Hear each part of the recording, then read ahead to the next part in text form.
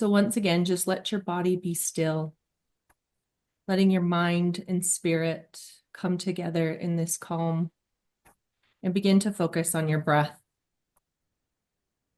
Feel your breath as gentle waves flowing into your lungs, warming your heart. And then let your breath gently flow out, feeling calm and present. Waves flowing gently, calmly in, and waves flowing gently, calmly out. Invite your whole self to just be still, calm, loved in this moment. Experience your breath just as it is, like soft waves upon a shore. Perhaps even imagine the feel the soft, warm, wet sand beneath your feet and between your toes. Smell the clear, salty ocean air, letting it drift down into the smallest places of your lungs. Feel the warmth of the sun against your skin, letting yourself experience these sensations with every cell of your being. Let the soft ocean waves of your breath become music to your ears. Allow your breaths to roll in and out, calming you, centering you, and bringing you peace. As the waves gently roll in, let your heart be filled with warmth, love, compassion, kindness, patience. As the waves roll back out, send it with your higher vibrations to heal and bring peace to every soul connected on this call and beyond. Stay with your breath, knowing you can return to this moment of peace and ocean calm whenever you need. Just breathing in and breathing out like gentle waves upon a warm, sunny, sandy shore. Breathing in, breathing out. Now, when ready, refocus on the sounds around you, drawing yourself gently back to this present moment with the supportive love of this community. Just gently wiggle your fingers and toes, slowly reawakening. Feel free to stretch out your neck, your arms, your hands, knowing that you are loved, honored, and appreciated. Thank you for joining me, and I'm excited to see what today holds. Kim, beautiful. Thank you. Thank you very much. I really felt like I was at the beach instead of looking at the snow outside my window in New Hampshire. It was Me too. wonderful. I was like, beach, Me not too. snow. We're on the beach. Right. So thank you so much. So You're welcome. before we get started with our first presentation, I'll just go over a few housekeeping things. We are very fortunate to have 5 presentations today. And the first 4 speakers will speak for 45 minutes. And I will notify them at 10 minutes, 5 minutes, and at the end. There'll be opportunity for a break in between with possibly some time for questions and answers, or if you need to step away for a moment, that's fine. We don't have a structured, long lunch scheduled for this. We're not awarding contact hours. It's just an opportunity to be in community. So if you need to step away for a meeting, or you need to take a break, or if you'd like to have something to eat, just put your picture on silence, I guess. I don't know how to say that, but just kind of step off screen for a few minutes if you need to. This is a very welcoming and caring environment with a lot of opportunity today. If you have a question, as Sue said, you can put it into the chat. Sue and Karen will be monitoring that. I'm the timekeeper. And also try and keep your mute button on in case a phone rings or someone comes in and wants to ask you questions, so we don't interrupt the presenter. And at the end, we welcome the opportunity for you to let us know what you thought of today, and you can send any of us an email and we can put our emails in the chat as well. So thank you for being here. And our Sue and Karen, are you going to introduce our first speaker, or should I? I think Karen, or you're on mute, Karen. Yeah, I There you just go. Great. okay, thank you so much, Diane. I appreciate that. Our first speaker today is Dr. Mona El-Shazly, and she will be speaking and presenting Caring Science and Magnet. Thank you so much, Karen. I am not yet a doctorate, but I'm working on okay. it. But thank you so much for giving me that honorary title. I appreciate it. Thank you. I just want to start off by thanking Diane as well as Karen and Sue for this amazing opportunity. I also want to thank Dr. Jean and Julie Watson, Lori Gons, who is the director of Watson Caring Science CCEP faculty, and as well as Jan Anderson, my former director and teacher, alongside my chief nursing officer, Ellie Smith of UHealth, and Jeanette Slanker, Associate Chief Nursing Officer, and Douglas Heune, along with our Magnet team, starting with my nurse manager, Anise John, Helen Palacio, Sandra Venegas, and Carlene Walker, and also the faculty, the CCEP faculty. So thank you so much. And also I want to thank Rebecca Budyszewick, who is my co-chair for the Caritas Council itself, Marcelo, who will be presenting on Sacred Bubble. So I will be sharing my screen at this time. And so first we're going to start with the objectives. I'll be providing you a guiding caring intention, and also be talking about the Watson Caring Science on our professional practice model at UHealth, discuss what is a nursing theory, go over Dr. Jean Watson's background, talk about what is magnet designation, the magnet model and outcomes, and integration of caring science and magnet, and what is a Caritas, the 10 Caritas processes, and then putting them all together. And so at this time, I invite you to participate in what we call micro practice, a mini practice that helps to usher in equanimity and centering. We start our meetings with caring intentions because it helps to center us and provide us with an intentional habitual practice that can help yield an increase in overall wellness and enhance productivity. So one of my favorite micro practices are deep breathing exercises, as it helps to usher in the parasympathetic mode, which is the rest and digest healing mechanism in our body. So I invite you to center yourself, settle into your chair, soften your gaze, or close your eyes as you wish. It's always an invitation. And take a deep inhale in through your nose. And slowly exhaling out through your mouth, releasing any tension or stress that you may be holding on to at this time. And feeling more centered and calm, take another deep inhale in through your nose. And slowly exhaling out through your mouth, feeling relaxed and balanced. And let's repeat that process again. Taking another deep inhale in through the nose and slowly exhaling out through your mouth. And at your own pace, whenever you're ready, you can gently open your eyes. So I want to take this moment to speak on leadership. Remember that you and I are transformational leaders, and we lead every second of each day from the bedside to the boardroom. That makes us impactful, influential, and as a result, transformative in all that we do. We ourselves become transformed in the process of this sacred work. This work for humanity, for our patients, and that's why it's important to remember to care for ourselves first, so that we can become the ultimate transformational leaders. And it always starts with ourselves. The more we're able to give to ourselves, the more we're able to give and provide for others.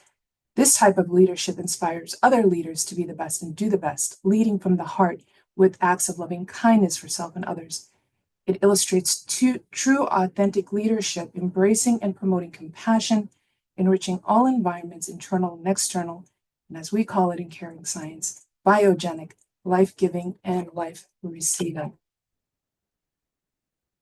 And so this brings us to our professional practice model. But first, let's discuss a little bit on the Watson Caring Science theory. And so Watson Caring Science theory is grounded in ethical, moral, spiritual principles that encompasses a humanitarian human science orientation.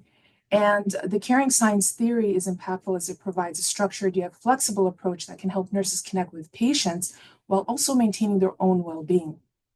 Nursing, as we know, is a profession that demands constant emotional, physical, and mental commitment for patients. As healthcare continues to grow in complexity, self-care and personal resilience become highly important for nurses and caregivers to sustain their compassionate work, which impacts the quality of patient care and outcomes. It's a cyclical cycle. When we have well cared for nurses, our patients will be well cared for. And so that's why we have the Watson Caring Science Theory on our professional practice model, along with the other elements, as they all align with our mission, vision, values throughout the organization. And the lotus in the background reminds us that we are proud affiliates of the Watson Caring Science Institute since 2020. The Watson Caring Science Theory underpins nursing practice, guides nursing in patient care, and can help to improve patient and nursing outcomes. But what is a nursing theory? Well, it's an organized framework of concepts and purposes designed to guide the practice of nursing, provides structure for foundational knowledge. Its knowledge-based concepts defines the scope of nursing practice, affects everyday practice. And our first nursing theorist, of course, is Florence Nightingale, and she developed the environmental theory in which Dr. Watson references Florence Nightingale's work. So a little background on our living legend, one of my favorite human beings in the whole wide world, Dr. Jean Watson. She was a former distinguished professor at the University of Colorado College of Nursing, holds 16 honorary degrees, 13 are international. Dr. Watson's philosophy is used to guide transformative models of caring and healing practices. She's authored and co-authored over 30 books, and her teachings continue through the Watson Caring Science Institute, in which she initiated in 2008, nonprofit organization in which our organization supports our nurses to go there, become Caritas coach like myself. And the coaches, the 23 coaches, soon to be 27 by the end of April.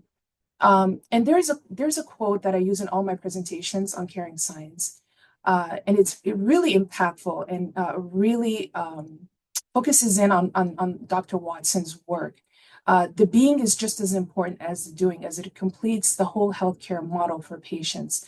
And it goes like this. It is ironic that nursing education and practice requires so much knowledge and skill to do the job, but very little effort is directed toward how to be while doing the real work of the job, end quote. And that's really important. The being is just as important as the doing. The doing is also important as well as the being. You can't have one without the other. You need compassion as well as competence. You need competence as well as compassion. But the one thing that nursing has lacked is the being and the language. And so Dr. Watson has provided that language for our profession. Dr. Watson states that a profession without a language does not exist. And so, thank you to Dr. Watson for providing that for us. And so this brings us to magnet. But what is magnet? Well, magnet designation is the highest and most prestigious credential a healthcare organization can achieve for nursing excellence and quality patient care. This outcomes-driven credential brings both external prestige and wide-ranging internal benefits, including improved patient outcomes, nurse satisfaction, retention, and reduced costs. And you see the magnet model here on the screen. It's not just a national model, but an international model, as hospitals and organizations throughout the world use it to attain magnet designation, magnet recognition using the 4 components. Now we have about 9.8% of hospitals in the country that are magnet designated. We're very well on our way, and we're super excited. There's about 16 international hospitals throughout the world that are magnet designated.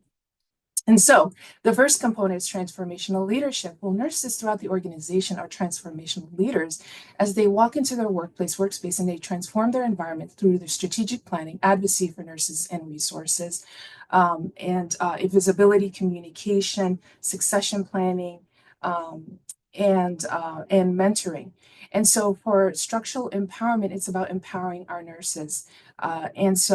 Providing them opportunities for role development, professional development. Also shared governance shared decision-making is under structural empowerment, where we have frontline nurses basically coming together to make decisions, and the leaders back them up. right? They back up the nurses' decision-making, shared decision-making, and that's why we have that term shared governance. Everyone is a key stakeholder. And also the recognition of nursing is under structural empowerment. Community outreach is also under there.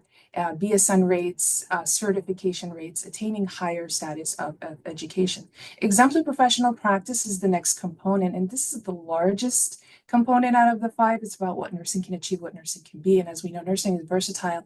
Great example of this is the professional practice models that overarches the whole care delivery system. Also, interprofessional collaboration is really big under EPP because it's not just nursing that's going magnet, the whole hospital, the whole organization is going magnet. So we have to show that we collaborate for best patient outcomes, alongside with workplace advocacy, addressing workplace violence. All of that is under EPP, ethics, privacy, security, confidentiality, attaining data and utilizing it. Nurses owning their data, knowing what's going on at the unit, what's the fall rate, what's the infection rate, and what are we doing about it? Also, we have the next component, new knowledge, innovation, improvement. But this is about anything new that we bring to the table, anything innovative. It would fall under NK. But it's about also translating evidence into practice, evidence-based practice, research, quality improvement, innovation in technology, redesign of the workflow. And finally, we have empirical outcomes. It's a fancy term for data. And we have some empirical outcomes integrated into the 4 components that basically highlight the excellent quality results within each of the magnet components, which shows the commitment of the organization to attaining excellence and being excellent. And so the magnet survey focuses heavily on outcomes, and empirical outcomes weighs the heaviest out of the 5 because the proof is in the pudding, right? Everybody likes a good story. That's great, but show me the proof, show me the money, right? As they say. So all outcomes are compared to benchmark data and are used to describe an organization's commitment to excellence. And so happy to report that we have outperformed on all these metrics here on a national benchmark. And so the magnet survey looks at patient experience, inpatient, ambulatory, and throughout, as well as nursing turnover rates, nurse satisfaction, nurse engagement, certification rates, BSN, education rates, and nurse-sensitive indicators. What is a nurse-sensitive indicator? It's the quality of patient care, nursing care. And so it's anything that we have influence over when it comes to patient care. So, falls, happies, collapses, CAUTIs, all of that would be considered a nurse-sensitive indicator. And so this brings us to integration. By integrating caring science, which is humanistic, relationship-centered principles and practices, and magnet, which is performance, outcomes, criteria-driven principles, there's a creation of a comprehensive, transformative nursing model for better care, healthier nurses, and a thriving healthcare organization. And I call them the yin and the yang of this perfect model. They have this synergy that fit like a glove. And are perfect together to bring superior outcomes. I call them the feminine and the masculine, where caring science is the feminine, humanistic, and magnet is the masculine, the performance outcomes. And together, they make a perfect formula for attaining and sustaining excellence. Now we have Caritas, and you may be thinking, okay, Mona mentioned the 10 Caritas processes, but what is a Caritas? Well, it means to cherish, appreciate, give special attention to, and must be actively cultivated to be sustained. So we have to embody it, we have to become it. It's a verb, it's an action term. And it's used to guide nurses to theoretical constructs and cultivating caring moments. And so this brings us to the 10 Caritas processes. So much to say about them. Originally, they were the 10 curative factors, and over time, they have evolved into the 10 Caritas processes. Dr. Watson explains them as these living principles that have come from these 10 curative factors to these 10 Caritas processes. And so what I love about the 10 Caritas processes is anyone can use them. You don't have to be in caregiving. You don't have to be a nurse or a healthcare professional. You just need to be human. So I call them the 10 eternal truths. Dr. Watson calls them the 10 universal truths. And they're multidimensional and versatile. You can use them on yourself. You can use them on patients, colleagues, leaders, your family, your neighbor, maybe your animals too, right? They can be used on anyone, and they're very important because in today's fast-paced healthcare environments, we need such principles that can help to reduce burnout for nurses and help with self-care, which again always impacts outcomes because when we're cared for, guess what? The patients are cared for. Everyone around us is cared for, and it shows in data. It reflects in hardcore data. Okay, so number one is sustaining humanistic, altruistic values by practicing loving kindness, compassion, equanimity for self and others. And what does this talk about? Well, it talks about self-care, and I love it that it's the foundation for the 10, because it really focuses on pouring into ourselves before pouring into anyone else. You can't pour from an empty vessel, you can't pour from an empty cup. And so, do you have models of self-care? And when I teach this, nurses look at me like, what are you talking about? Well, we have plans of care for patients, but do we have a plan care for ourselves? Do we have to get sick first to have one? No. We need to take care of ourselves if we're going to be successful, if we're going to have longevity in our careers, and if we're going to be thriving and impacting everything on everyone around us. We need to take care of ourselves. We need to unlearn what we have learned in the past, putting ourselves in the back burner. No, that's a formula for failure. We have to put ourselves in the forefront. The more we're able to give to ourselves, the more we're able to give to others. And so for myself, alone time is big.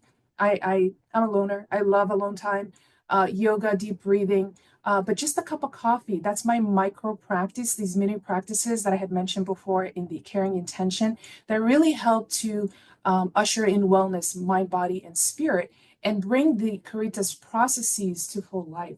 And so for me, it's the cup of coffee as it engages all my 5 senses. I love the smell of it, the feel of it, holding it. It's an experience for me. And it's just little, right? It's just a simple act of loving kindness. So I'm literally pouring loving kindness within myself as I am drinking it. For patients and colleagues, making sure that we're listening with respectful concern and that we're attentive. We speak kindly. Hello, good morning. Thank you. How can I help you? And making sure our body language reflects our verbiage, right? Body language is big. It speaks louder than words. Making sure that is congruent when we communicate and speak with our patients as well as colleagues and anyone around us. Number 2 is being authentically present, enabling faith, hope, belief system, honoring subjective life, inner world of self and other. And this basically talks about the conundrum that we have in today's society. Being authentically present is really difficult if we're not reliving yesterday's trauma and having anxiety about tomorrow. We have the 10 million checklist that wakes us up at 3 a.m. I know it does for me. And then we have social media, which they've done studies that actually show that it actually reduces attention span. It's a true conundrum, right? And so what are some of the micro practices that we can implement in order to help us? Well, meditation, reflective pause. When I wake up every morning, I have just a few moments of silence. It's not a full-on meditation, but it's just a few moments of silence where I reflect upon myself, how I'm feeling. I set intentions for the day.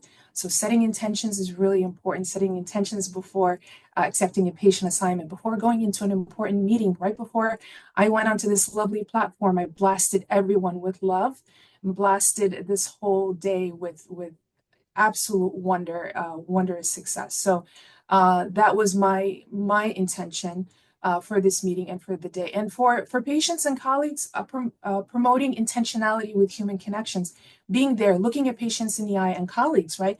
Not looking at our phones when we're talking to them, not giving our backs to them when they're communicating, and just typing on the computer when they're talking to us, showing that we are paying attention. And this helps to show that we're honoring their inner world, their inner subjective world as well. We honor them.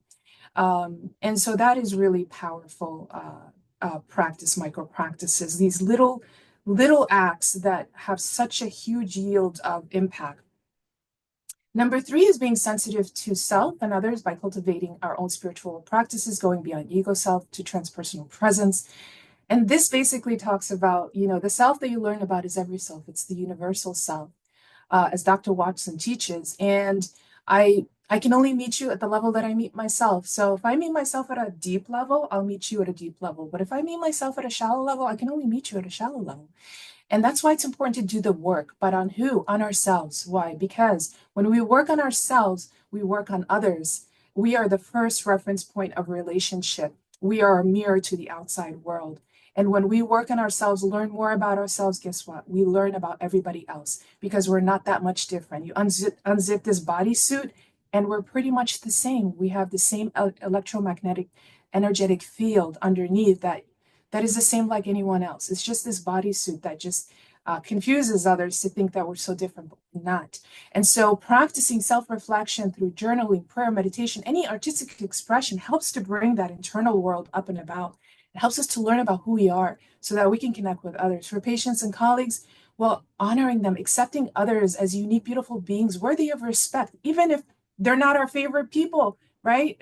That's fine. But basic consideration and respect is paramount, and it's absolutely necessary and needed. That's how we show sensitivity to others and transforming tasks into caring, healing interactions with patients when we go give the medications, pain meds, put in an IV. Talk to our patients. How was your night? Did you eat? Did you call your husband? How are you feeling today?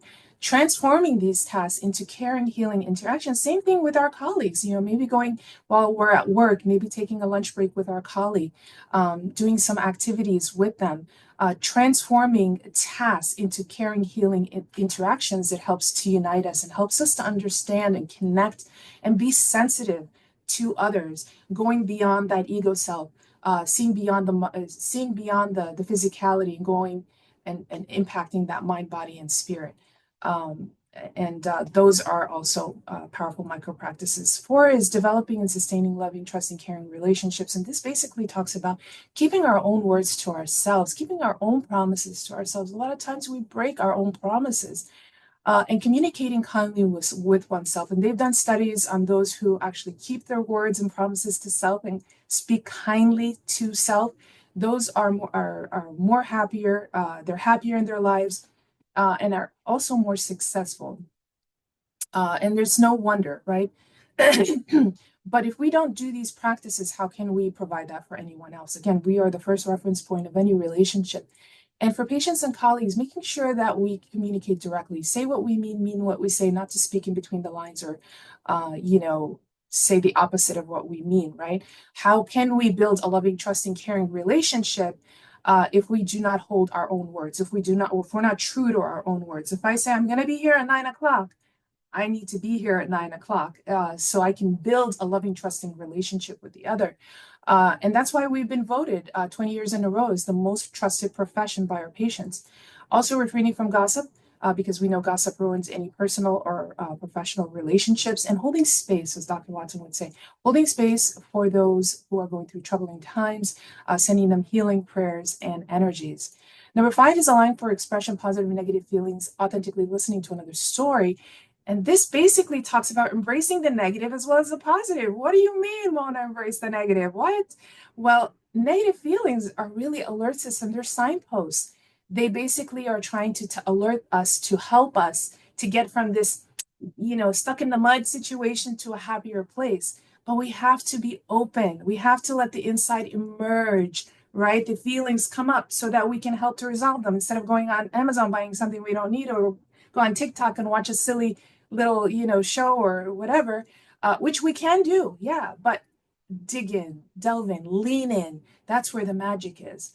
And for patients and colleagues, listening to the grievance, listening to the complaint, because the solution is in the grievance, the solution is in the complaint. And so when we listen, which is different than hearing, listening is when we're open to the words, putting out to the side our type A personalities, because we all have them, and having this open mind and open ears, like what is going on. And when we listen to the grievance, listen to the complaint, we're able to get to the solution, get to the bottom of the issue. Then we're able to bridge gaps, and then we're able to build bonds, and there's healing, forgiveness that happens. It's very therapeutic. So maybe one of the more challenging, but one of the most rewarding Caritas. So number 6 is creatively seeking solutions through caring processes, full use of self-artistry, caring, healing practices, via all ways of knowing, being, doing, and becoming.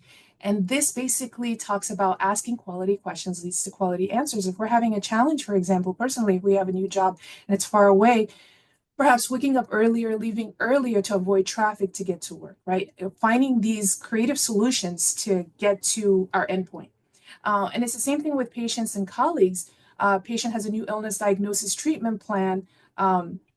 What are some of the avenues to find a new normal for our patients, and engaging them in this back and forth communication? What do you think? What do you think can be done? Because a lot of times the patients have the solutions, right? And so that's why it's engaging back and forth is very powerful and important. If they need rides, to get their chemo treatments, finding, family or arranging rides to do that, right? What can we do to navigate to this new normal, through this new normal?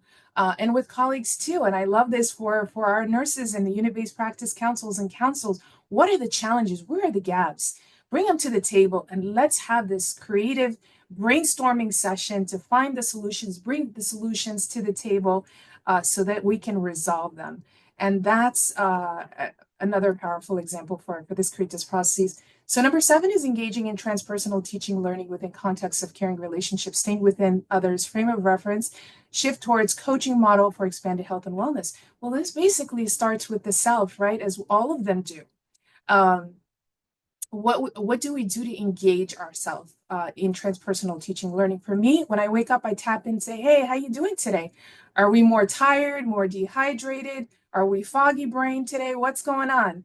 And I do this knock-in, check-in. And so I have parameters or I have regimens in place according to how I feel in the morning, because if I don't engage myself, if I don't tap in and try to help myself to be my best, how am I going to bring my best self to the table? How am I going to bring my best work to the table? And how am I going to engage in this dance called teaching learning with others in the world? And so that's why that's important. And of course, engaging in pleasurable activities, for me, it's my cup of coffee. That's my pleasurable activity that helps me to get going and get excited. And it's just the little things that really go a long way. And then finding those practices for yourself. Where are you today that you can accept yourself for where you are, but also help yourself to be your best self? What can you do? Do you need another cup of coffee? Do you need to be hydrated? If you're having a headache, do you need to take a Tylenol? What is it that you need to do to help yourself to become more engaged?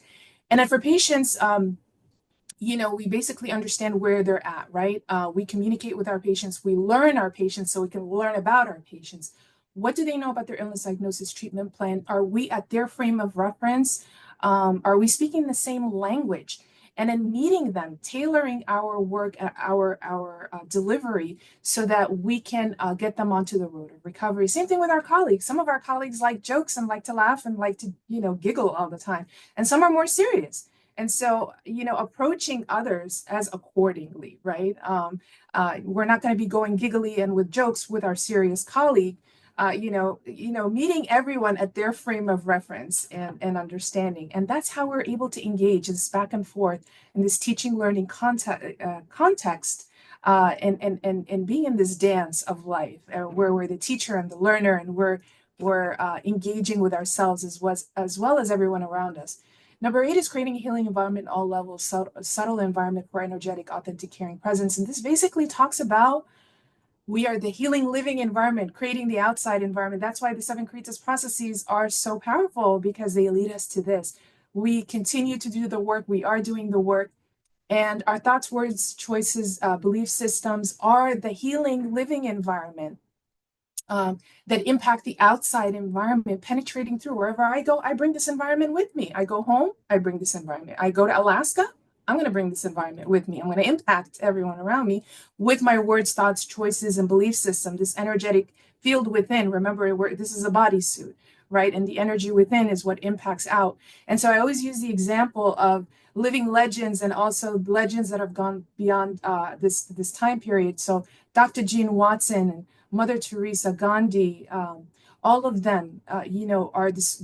They're just one human being, but they understood the power of their internal living healing environment and penetrated it through our history and through time and space, impacting worlds, times over. And so that is just the power of one human being who have believed in their healing living environment, have penetrated through and have done the work to create that. And so for patients and colleagues, well, for patients, seeing where the gaps are, if they need pain meds, if they need IV fluids, if they need the lights to be dim, if they need it to be quiet, what do they need in order for us to bring a healing environments in their areas, and bridging the gaps. And same thing with our colleagues, perhaps maybe having potlucks or engagement activities for the unit or the department creates a healing environment for everyone to be connected.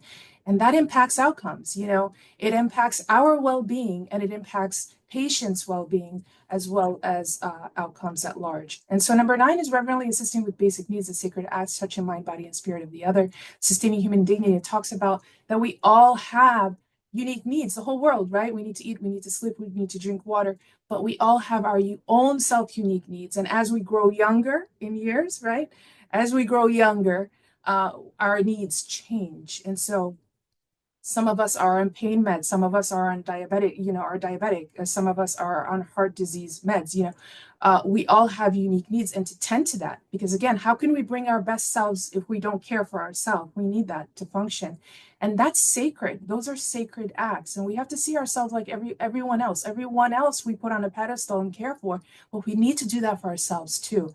And for patients and colleagues, also for patients, we can have patients who have the same diagnoses and same treatment, but they're different. They have unique individual needs, and to tend to that, making sure that we provide those specific unique needs for those patients. If they need extra time with us, they need someone to talk to because maybe they don't have family to talk to. That's a need, to have that connection with a human being, to sit with them more, listen to them. And for our colleagues, if one of our colleagues is diabetic and needs to eat at a certain time, to provide coverage, to help them with that. Number 10 is opening to spiritual mystery unknowns, allowing for miracles. And Diane, Sue, and Karen talked about this earlier. Being open is so miraculous. Being open to new ideas and belief system, we may learn something, right? For me personally, being open to caring science, being a Caritas coach has revolutionized my world, and I've seen it revolutionize my colleagues, and all of the coaches at UHealth and those that even are not coaches and are learning about caring science.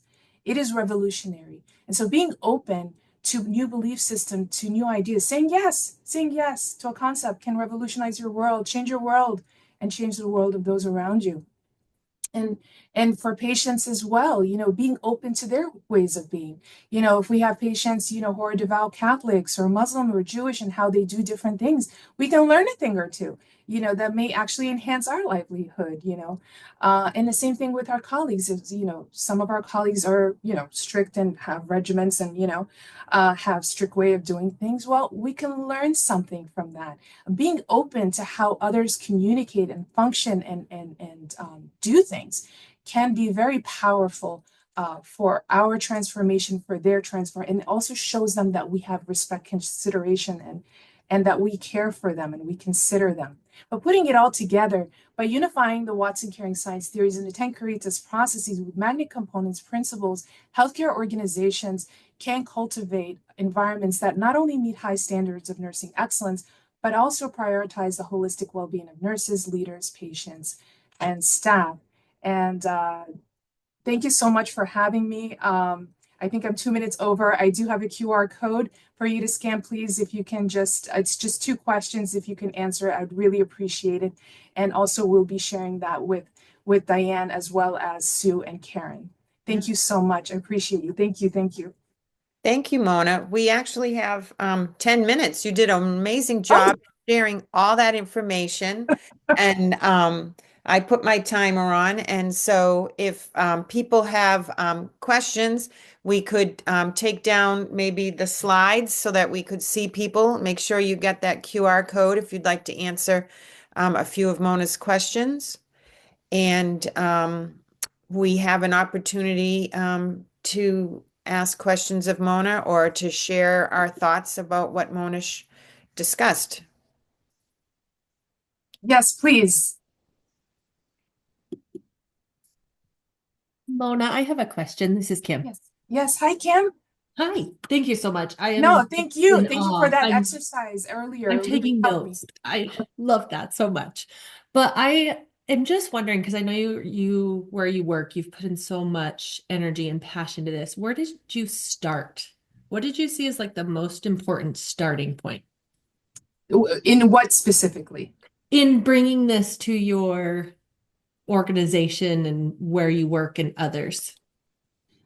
Okay, Does that make so sense? I'll tell you this. I actually during the pandemic in 220 and 220, I started this position in 220, and in Mhm. 220, 221, I've been sending out informatives, and I would actually write about caring science material before I became a coach.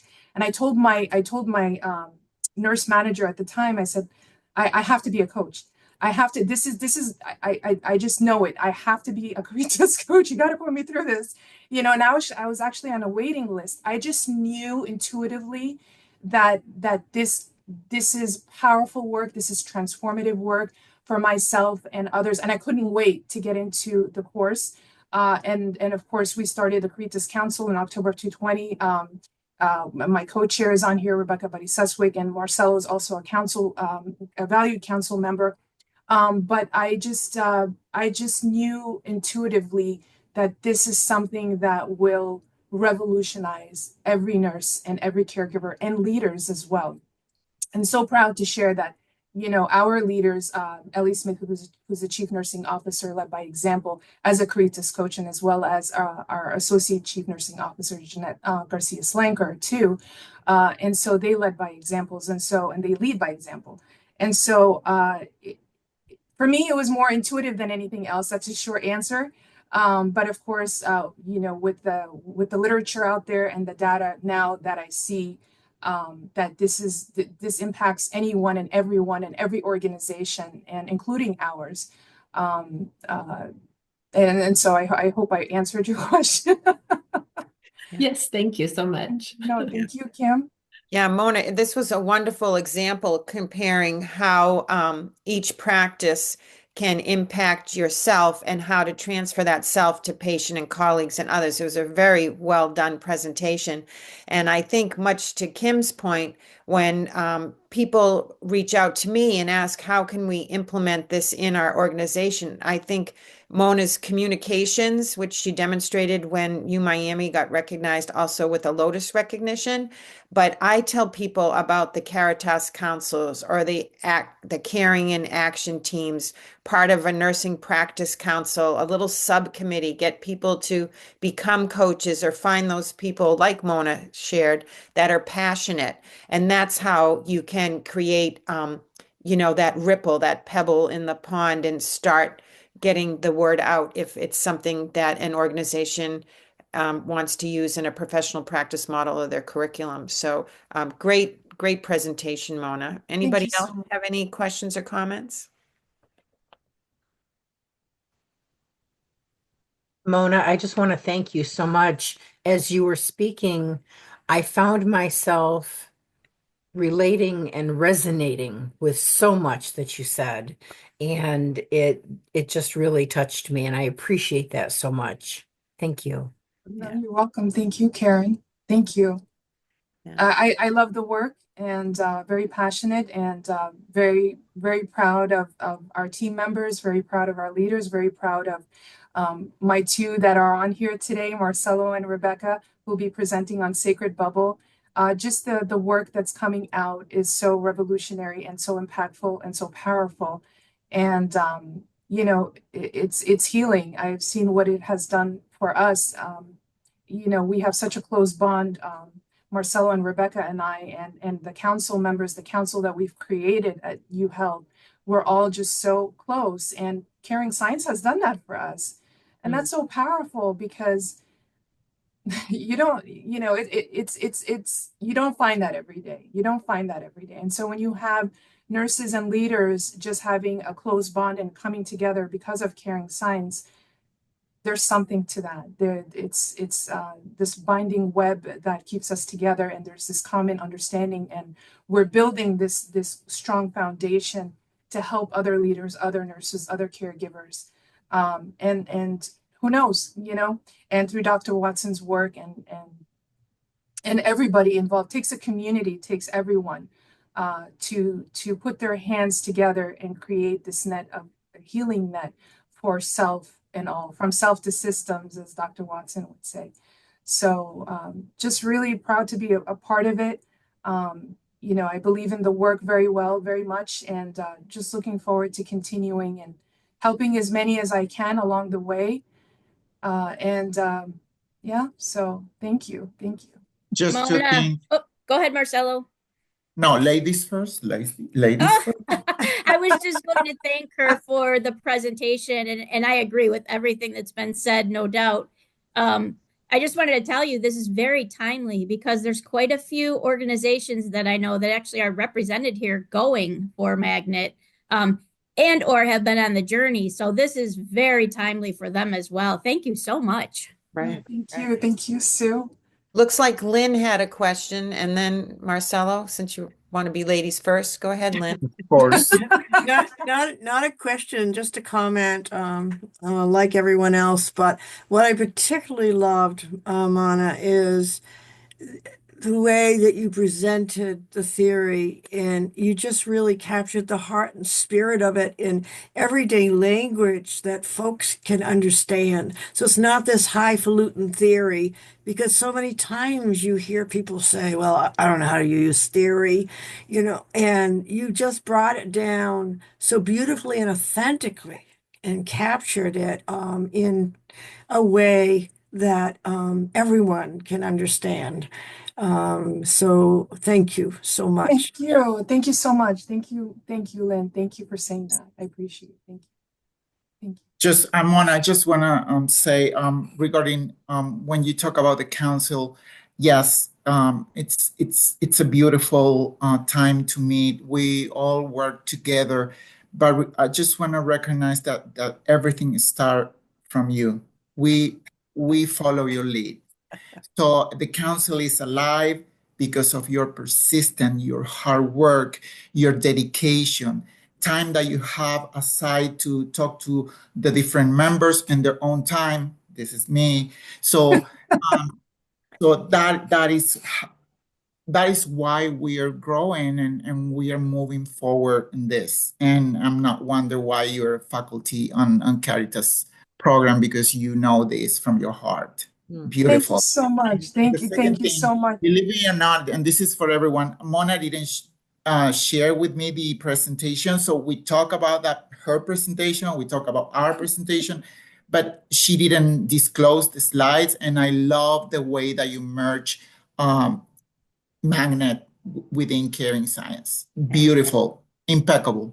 Right. Thank you so much, Marcelo, and thank you for all that you've said. But you know, I'm a little biased, but yes, I'm speaking from my heart. We're very biased. I appreciate you, and I think it comes from loving people, loving humanity, and you know, I love everyone. I love my people. You know, I you know, love Marcelo, Rebecca, my co-chair for the council, and all the members, and just, you have to have a love for humanity. You have to have a love for the work, and I think that's where the secret sauce is. You can't fake it. You can't go in there and just fake it, because people pick up on that, and people can sense whether if it's authentic or you know, not authentic, or genuine or not genuine. So love for people, love for the work, wanting to help others. I think those are the key foundational principles. And it goes a long way, because everyone responds to that, you know, and in a world that where we are we're currently living, there's so much turmoil, and there's so much division and polarity that we need to have a community where we can fall back on, where we have each other's backs, where we want the best for each other, one another, and are there for each other. And that's very powerful, especially in caregiving and healthcare, where we're constantly giving of ourselves. We need to have, you know, someone to call up and say, you know, hey, I'm having a bad day. Help me out. I'm having, you know, I'm having a moment. Can you be my sanity? Can you bring my sanity back? And I actually have to say, between Marcelo and Rebecca, I do that. I call them up from time to time and say, hey, I need someone to talk to, help me. So they've been my therapists, and they've been my healers, you know, behind the scenes. but yes, it does come down to the love of people and the love of work. Great. Thank you, Mona. This is great. We have like 1 minute before we go into a 15-minute break. Doug DeCenzo had a question that Penny responded to about, has anyone studied the difference between magnet and non-magnet hospitals as it relates to the Great Resignation period during the pandemic?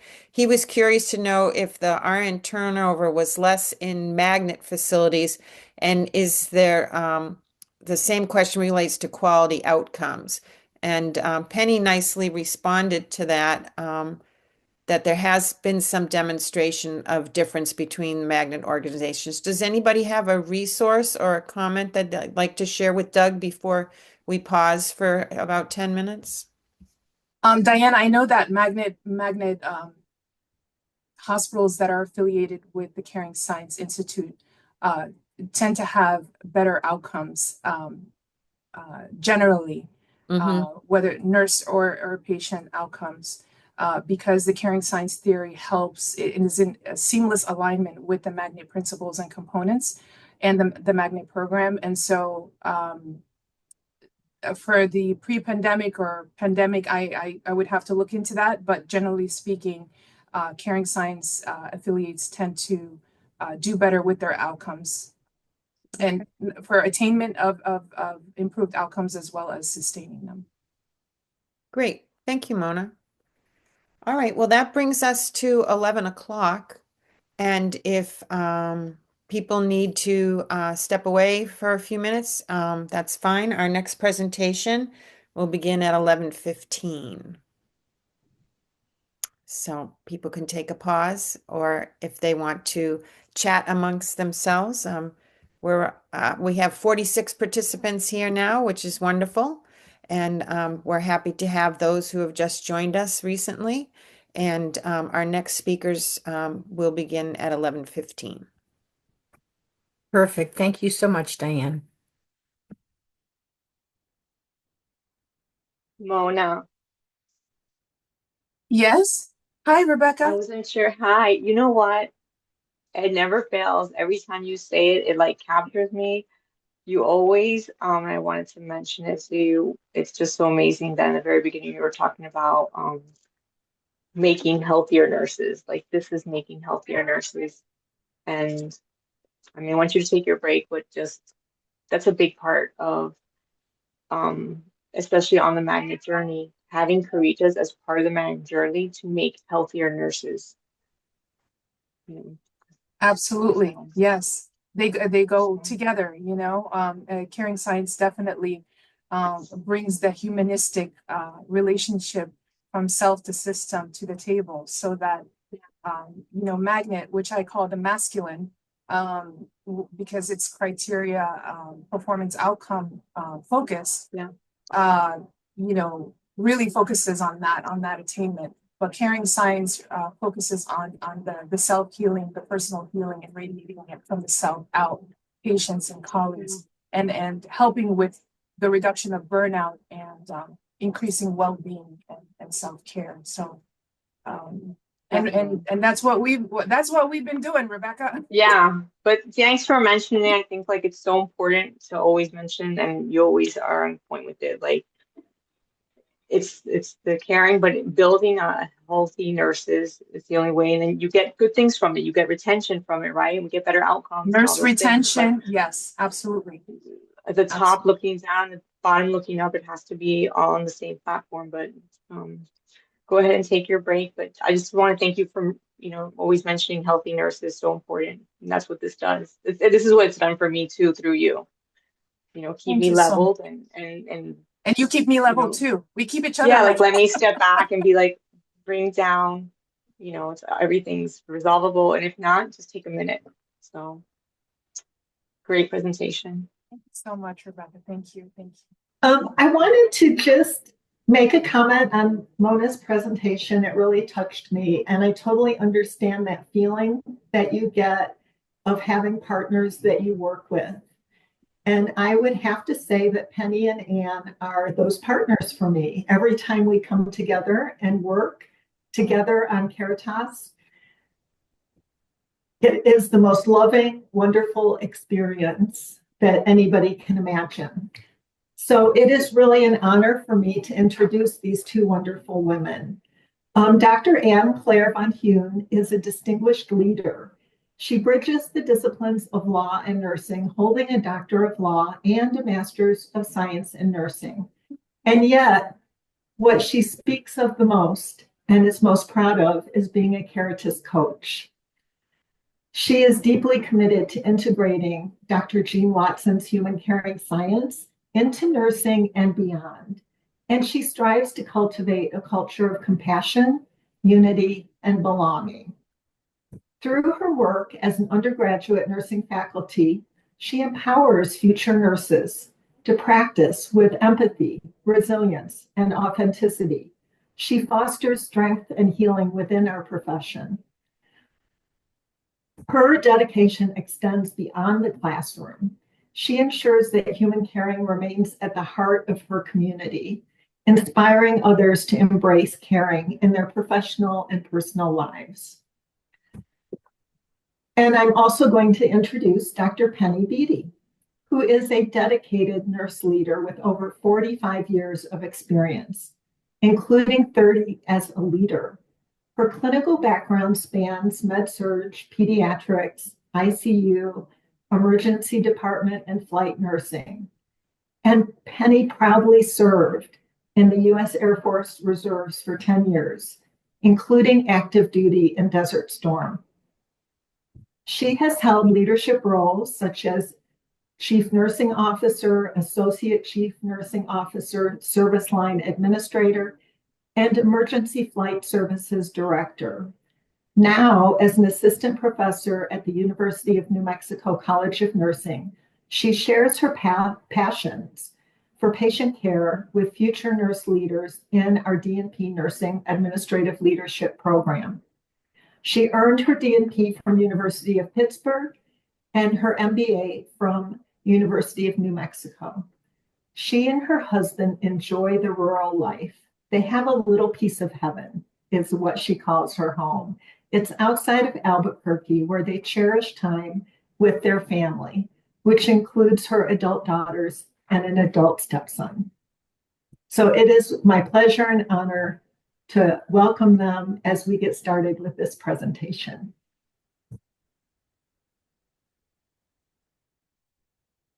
Thank you, Connie.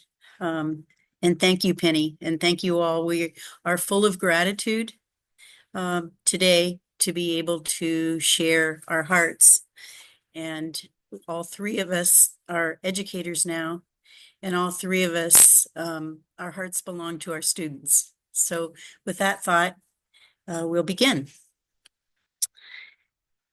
So today, with this presentation, we hope to answer the questions that are on this slide, but I have to preface it, possibly everyone will be doing this throughout the presentations today, with Mona's beautiful quote from Dr. Watson, because that's the reason for this tool. And without fully understanding that, that's the magic. And so thank you, Mona, for selecting that beautiful quote about why we're doing the work, why we are called to nursing, why our students are in the program. And it's really to save the world. So, okay.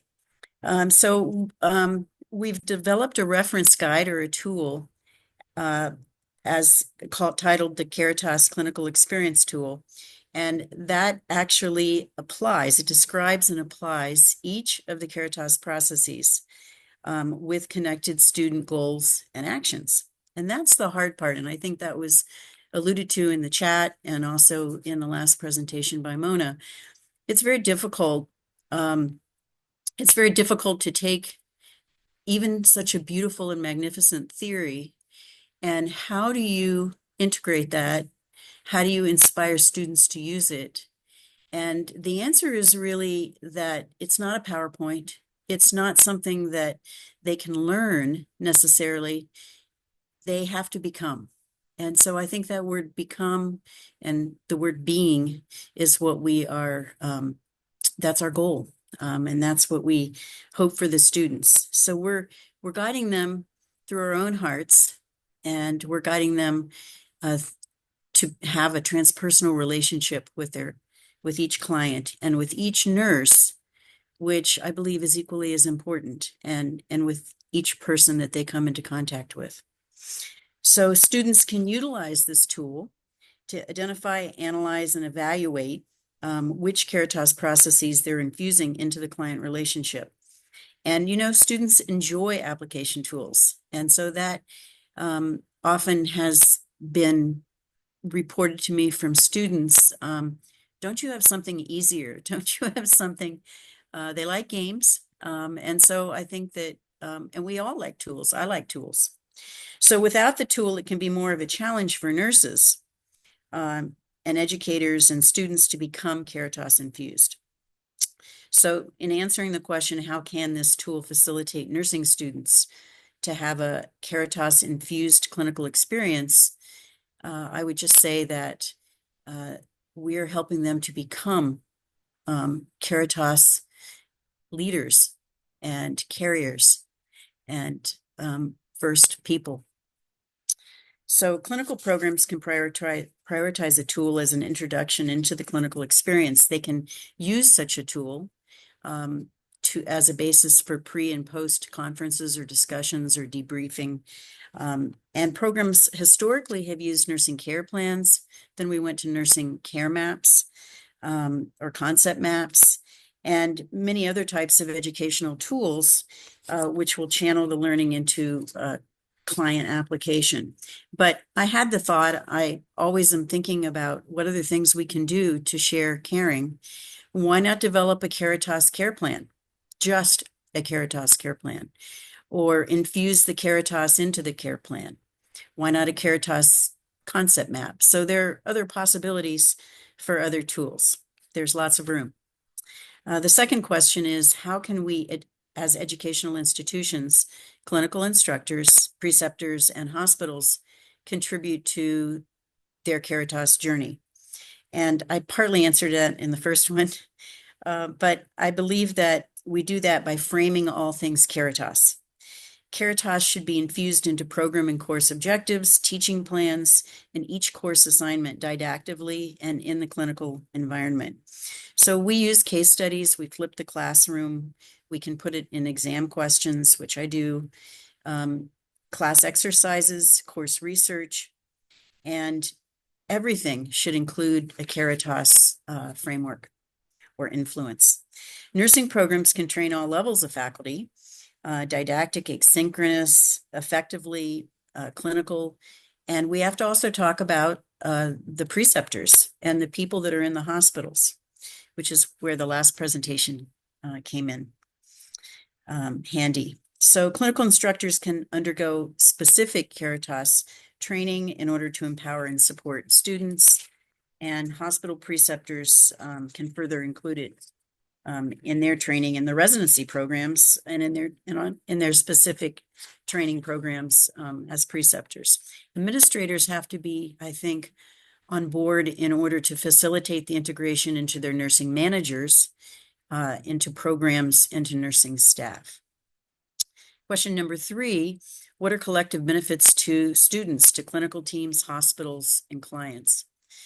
So fostering Caritas relationships among all has the ability, certainly as we've learned, to improve patient quality outcomes, reduce nurse burnout through better management of conflict, provide greater nurse satisfaction, and increase nurse retention. So we're guided by our moral compass as a service-oriented profession. And that's one of the reasons that I teach. Anyone can teach a nurse how to become a nurse, but with Dr. Watson's quote, I teach to share my values, my love, my heartfelt connections and emotions. And I teach because of the students. And I'm sure everybody that's an educator knows that, but I would just like to emphasize it. Who we are affects who our nursing students become, hopefully. So as we prize our students, they will prize their own relationships. And they are our global community's future. And by prioritizing and facilitating the presence of Dr. Watson's transpersonal human caring, we'll be better assured that there'll be a development of this authentic and magical, higher spiritually infused relationship, which fosters true belonging, optimal health, and ultimately healing on the highest level. So much like Daisy Awards, I challenge you administrators and you hospital staff nurses who are out there, I challenge you to provide Caritas awareness and awards. Much like, a Daisy Award, you could have a Heart Award or a Caritas Award. You can have heart nurses that you can designate one a month. And anything like that, any kind of raising the awareness can be beneficial. But encouraging nurses to become Caritas involved and engaged will definitely have a ripple effect for the entire organizational culture. Okay, next I'd like to talk about transpersonal belonging. It's magic.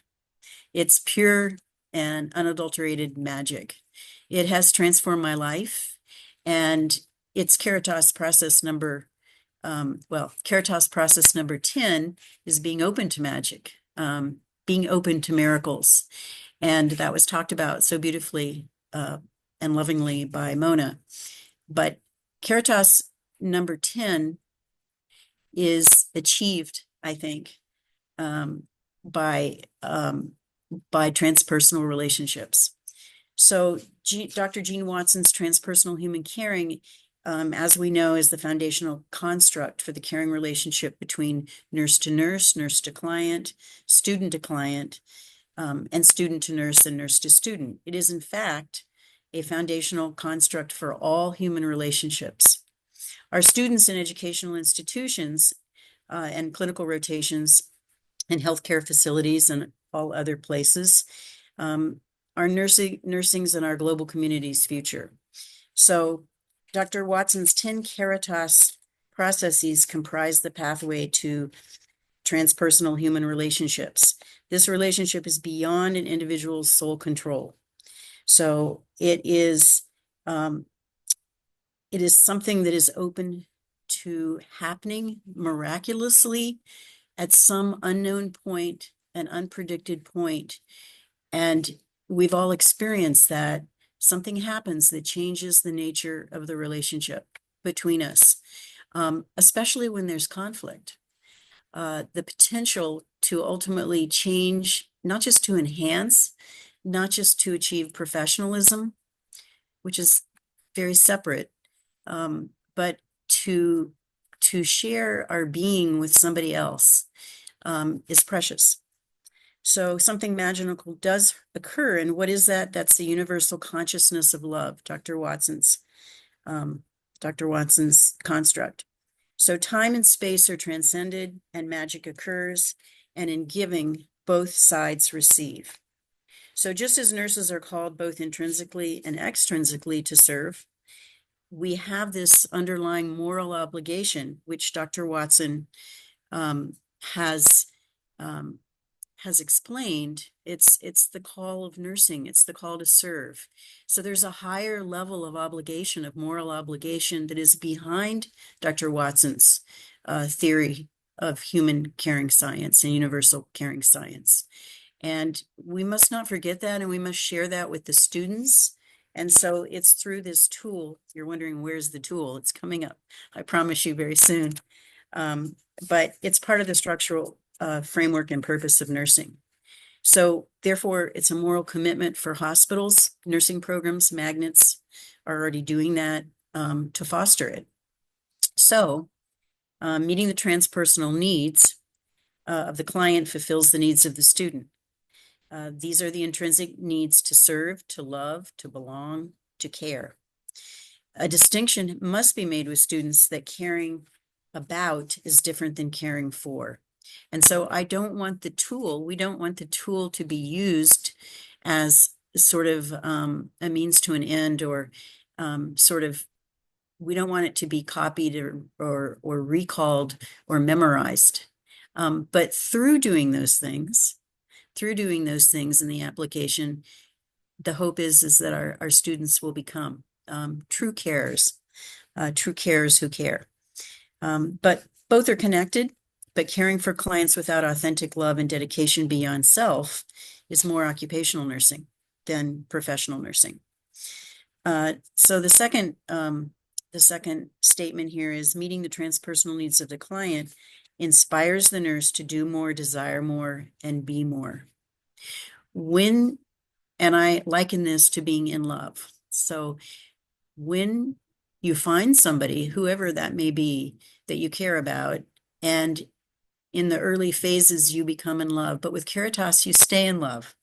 So with Caritas, you are always perpetually in love, and it provides real joy, because not just because of the purpose becomes embedded in you, but it just becomes who you are. And that's how you transpersonally want to do more, want to connect with others. So it includes both giving and receiving, and we nurses are not very good at receiving, are we? We might receive help here and there, but we are so dedicated and work so hard that we always are not able to accept sort of dignity for ourselves. And I think that dignity for ourselves and love for ourselves, per Dr. Watson, transcends into being able to resolve conflicts, being able to enjoy where we are at work, to be able to appreciate and help others, and to really truly love our clients. So nurses complete the circle of transpersonal or transformational relationships by being able to receive, to being able to give, and to receive love back. And it transforms both sides in both tangible and intangible ways.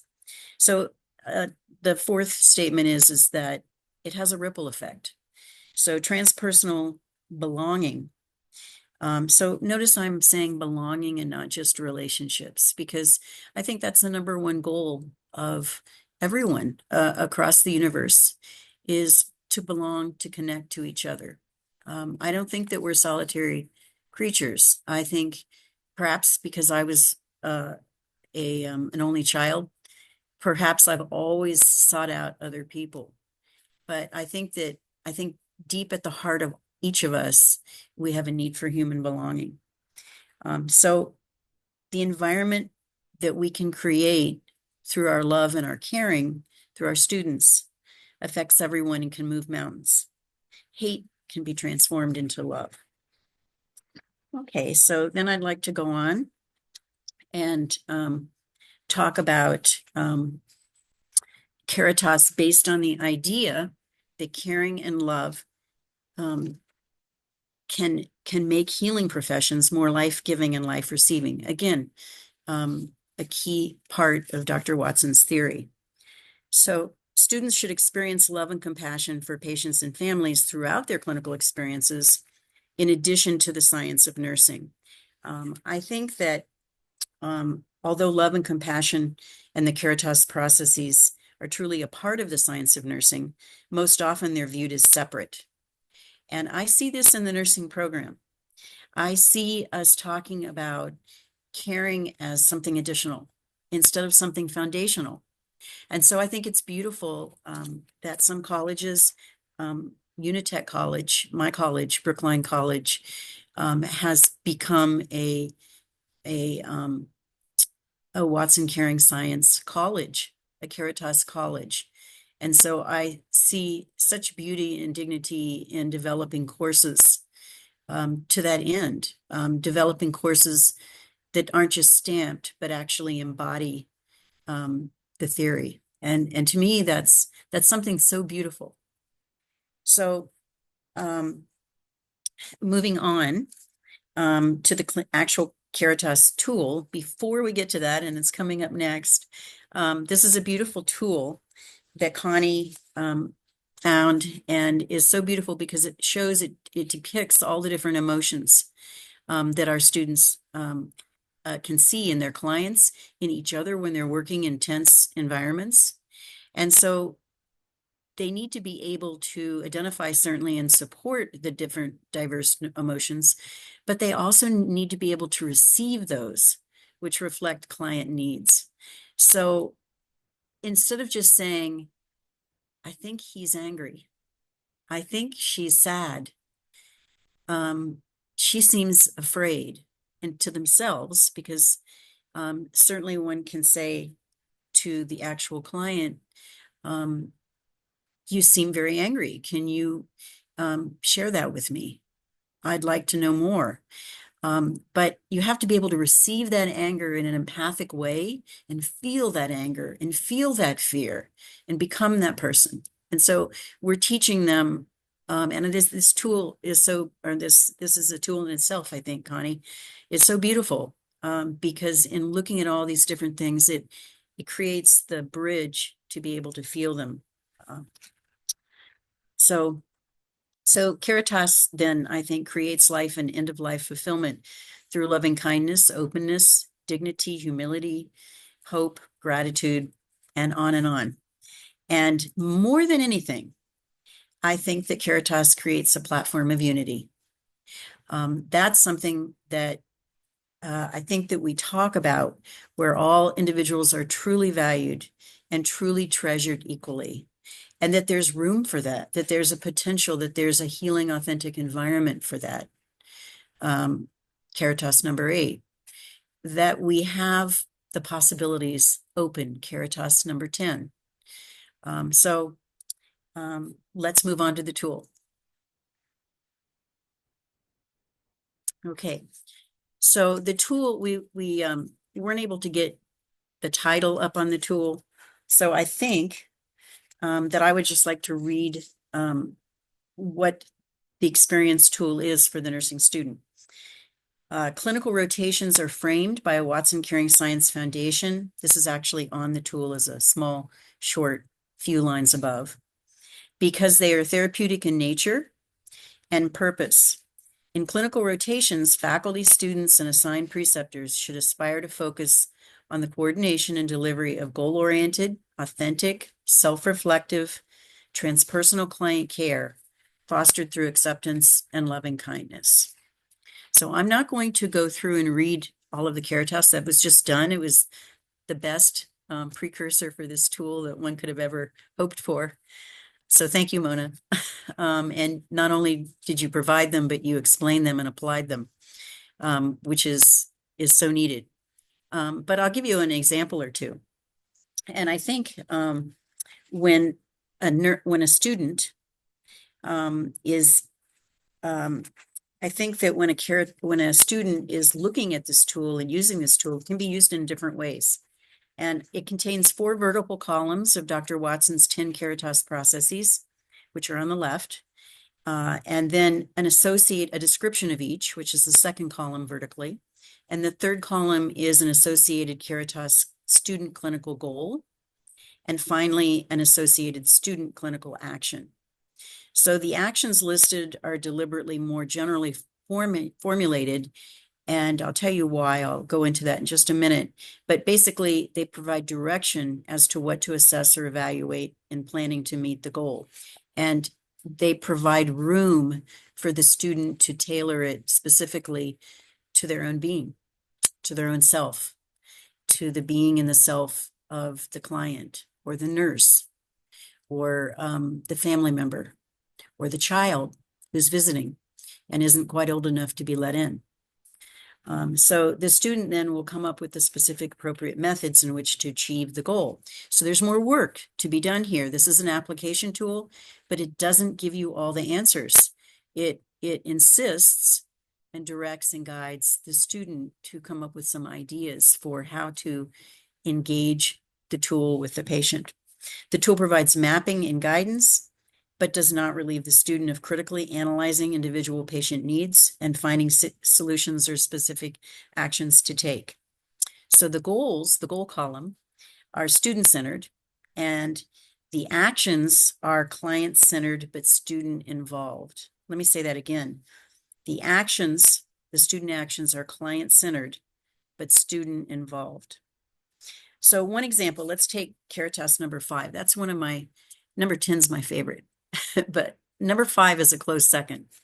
And that's the Caritas process for forgiveness, where the student is mindful to be open to both negative and positive expression of feelings from perhaps a preceptor, from another nurse, the charge nurse, somebody working on an admission or a discharge.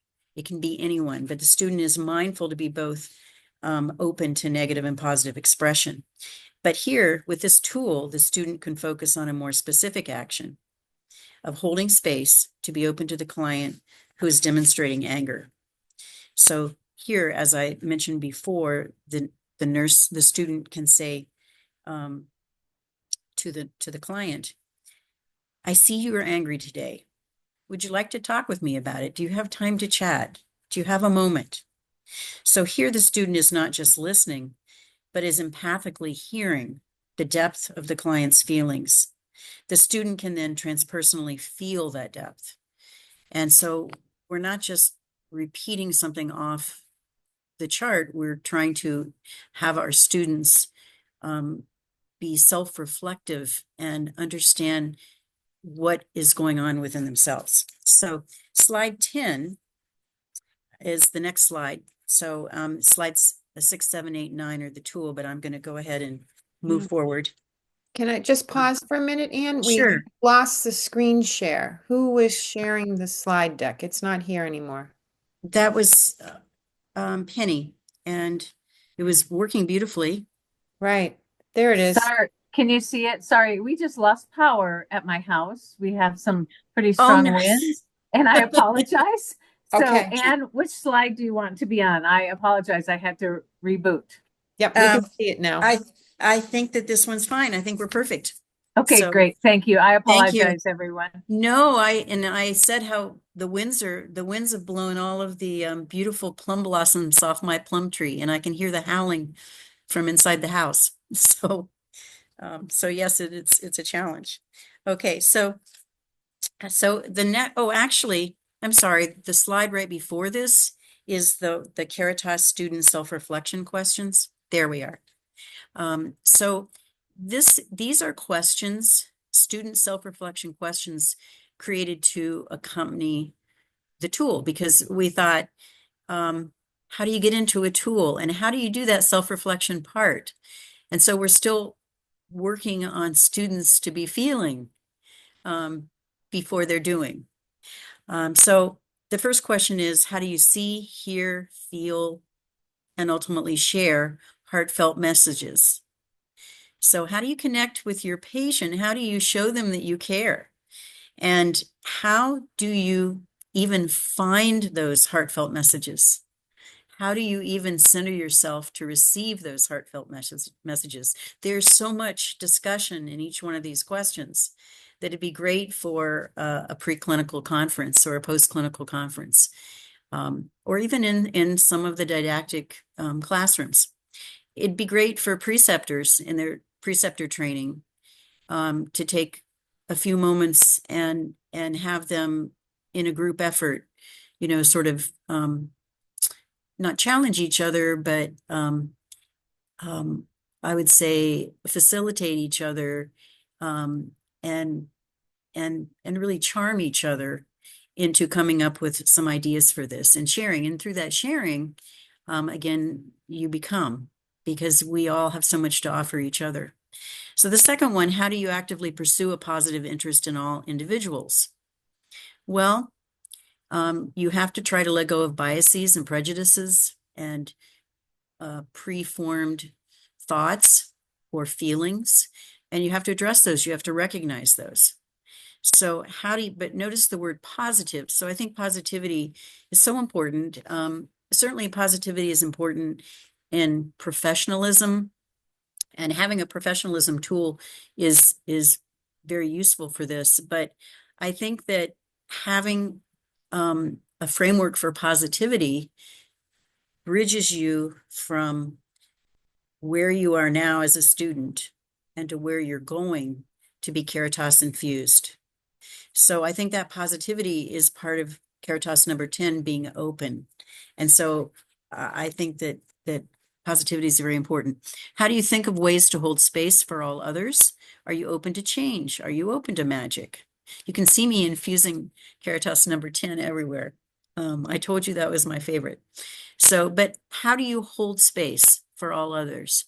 how do you let it roll off when someone, Caritas process number 5, is really feeling? Well, I'll tell you how I do it. And I tell the students that. I say those people who act out the most, who are the most angry, those are the ones that need us the most. Those are the ones I'm the most interested in. Those are the ones I care the most about. And so how do we hold ways to receive? There we are with the receiving again. How do we hold ways to receive? This person is crying out and this person is trusting us to cry out too. That's an honor. So when someone is able to effectively, professionally convey something that's distasteful in the environment, that's one thing, I can receive that. But when someone is actually crying out, I want to put my arms around them.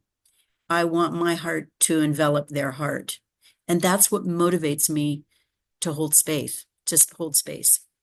So what deeds of gratitude can you think to model for your caring? And that's going to be individual for each person. It could be grabbing a cup of coffee. I feel the same way when I smell the aroma of coffee, or right now I have a tea next to me, a hot tea. It's comfort. It's more than comfort. It's gratitude for being alive, and it infuses joy into me. So what deeds of gratitude can you share? What deeds of gratitude do you have for yourself, and what can you share with others? And it can be a simple touch. We have a slide coming up, just a simple moment in time. How do you seek joy and hope for self and others? And I just gave you one example. Not being able to stop long when you're a nurse, you don't have time on your hands. But I, during my classroom experience, walk over to, I'm on a fourth floor of a skyscraper building, and I go over to the window in the back of the room as I walk around, and I peer at the mountains and the whole city, and it gives me joy. And I see a little patch of green and a little patch of blue. So how do we seek joy for ourselves?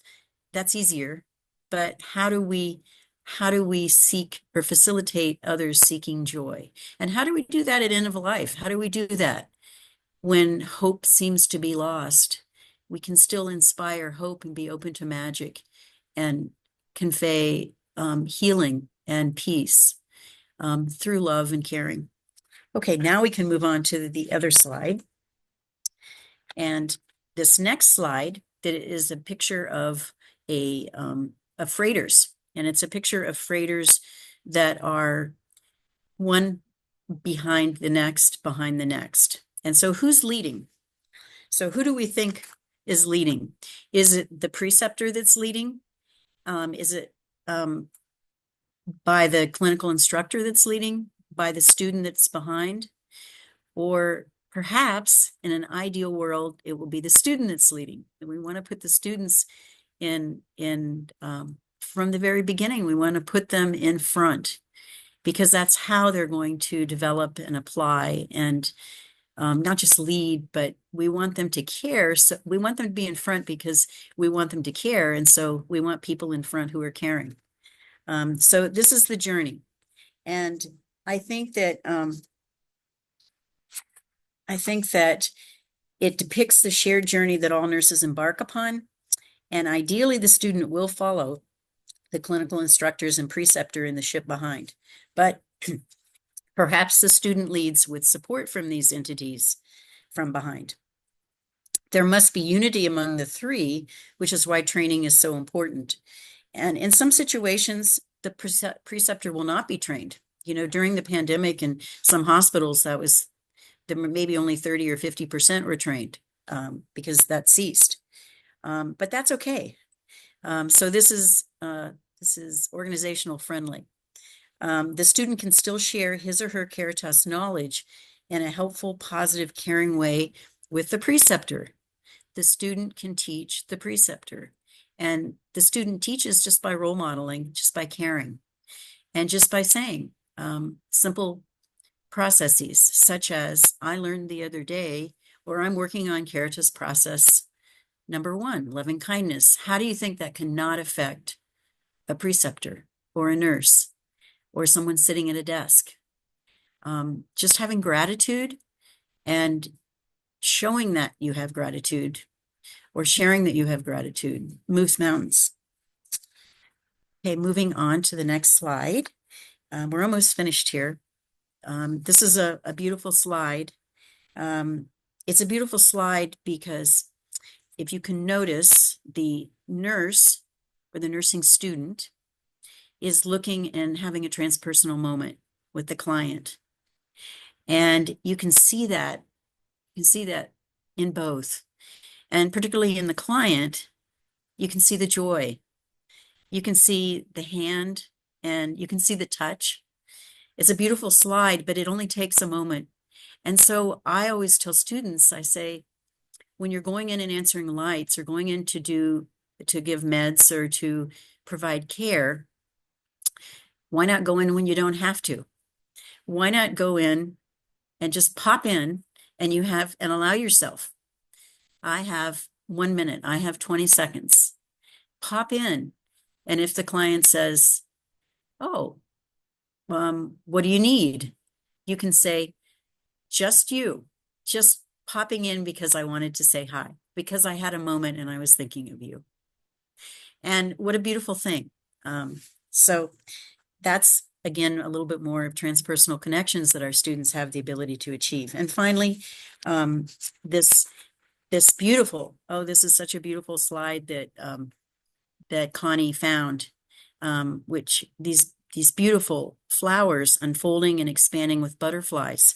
And Connie found this photo to demonstrate how Caritas continually unfolds and expands, like a butterfly visiting petal after petal and sharing pollen. The pollen sticks to the butterfly, and wherever it then flies next, a bit will fall off and remain with the flower petals. So students sharing Caritas with each other and with each individual, especially with other nurses, to make it a healing environment where they can all have a beautiful purpose and share joy in caring for their clients. This creates a transpersonal relationship where there's a ripple effect, and it also travels back. So, thank you, Anne. We have any 8 minutes questions? left. Perfect. I didn't want to interrupt when you were talking about that beautiful butterfly, such a beautiful picture. So that was a great presentation. Thank you. And we have time definitely for questions, comments, if anybody would like to unmute and share.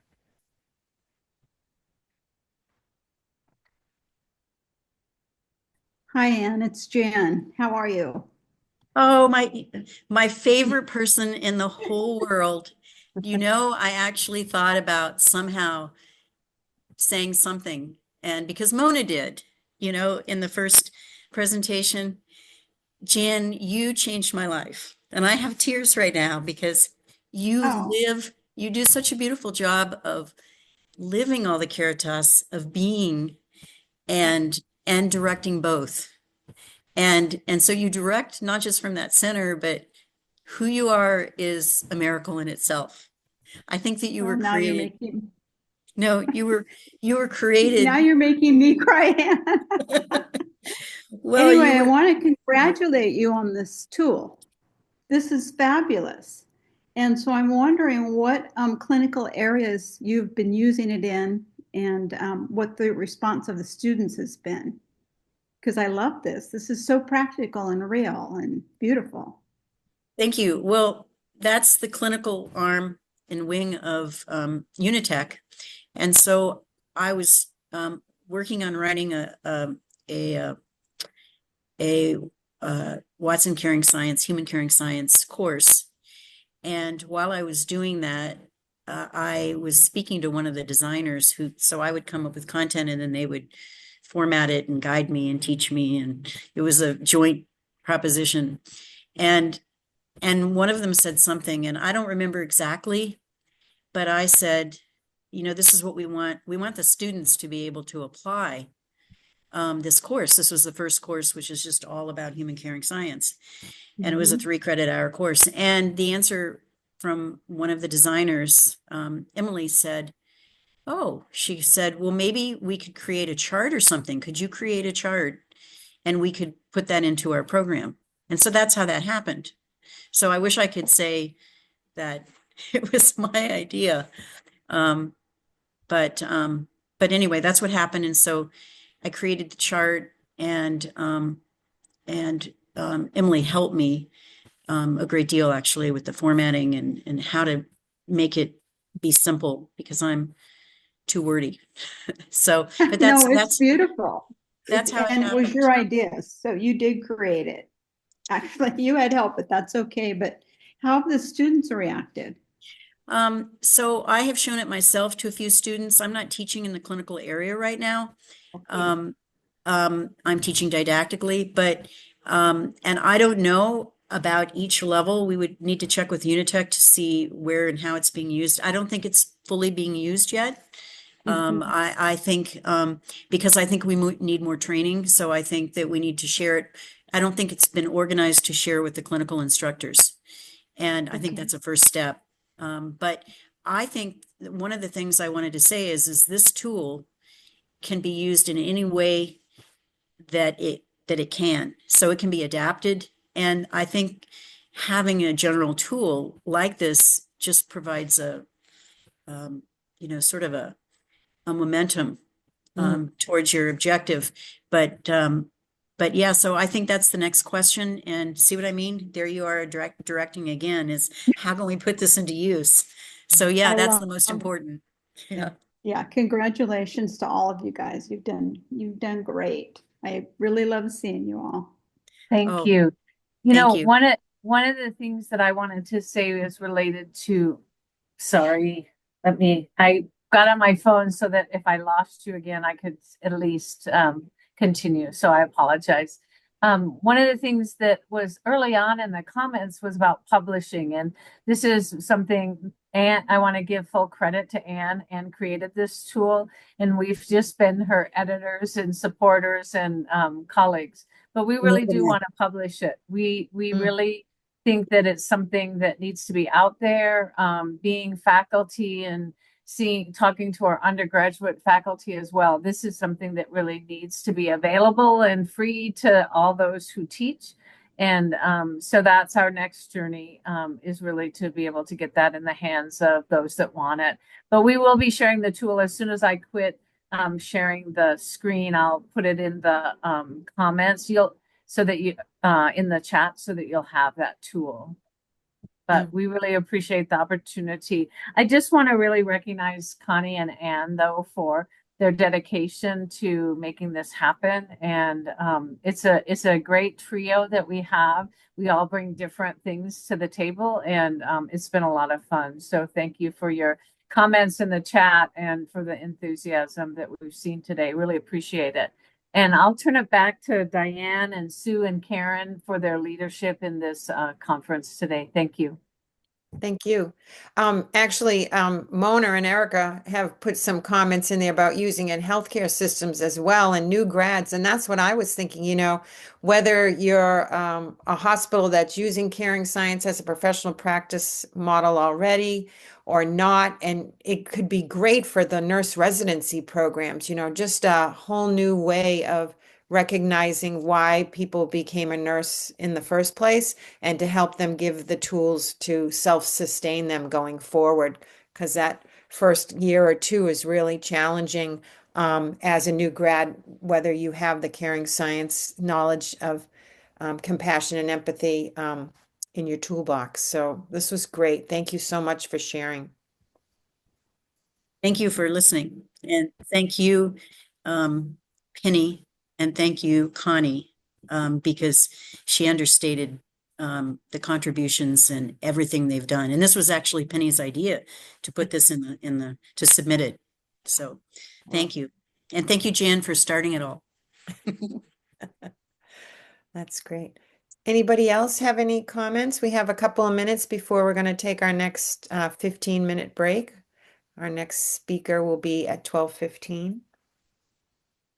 I'll just leave, since we do have a moment, with one last comment. I really think that slide that Anne created about the self-reflection questions should be in every break room, not just for students, but for staff. And when Mona talked about her magnet journey, I immediately, when I saw that, when we were drafting this presentation, that's immediately what I thought of. Coming from a magnet organization a few years ago, I just felt like those questions need to be on the wall, big and bold, in every break room, to really support our staff and our students and anyone that is dealing with our patients. So just a thought. So I'm making a plug, and you'll have the slide so you can do that. Thank you, Penny. And yeah, I can say, I have to say, when you were talking, I took a screenshot, how thought-provoking it is, those questions of asking, how do you hold a space? Are you the learner? Or Thank you. it was so thought-provoking to, we forget sometimes that we are both. And, for me, that's Caritas 7, we are both the teacher and the learner. So thank you for being so thought-provoking in those questions. And that goes, I think, in any aspect, whether you're in administration, whether you're in executive practice, or whether you're a provider, or whether you're a nurse or a laborer. How do you hold a space? How do you show caring? And it's sometimes it's just one action, and like the person who's probably being the harshest, the loudest, the most, difficult, that needs the most of your gentleness, which is how do you bring that forward? So thank you for being so thought-provoking in those questions. Thank you. This is another amazing resource that it's going to start changing nursing education. I'm very passionate about education, and I see how everything is changing on the curriculum thanks to Dr. Jean Watson and her theories. And I'm coming from the other side of nursing where things were not like this. And I see that this is another resource that is going to change students' perspective, and it's going to make them grow and bloom very quickly. Thank you. Thank you, Marcelo. Yeah, thank you. And I wanted to add on to Rebecca and Marcelo as well. I loved how you presented this work, this sacred work, but also how user-friendly it is for the teacher and learner, and making it where it's in bite-sized pieces that it can be digested. Because I believe it was yourself or someone had mentioned, I think it was Lynn, there was, the theory is so grand, right? And how do you break it down to where it's digestible and it's usable and it's embodied, and we become it, right? Being it.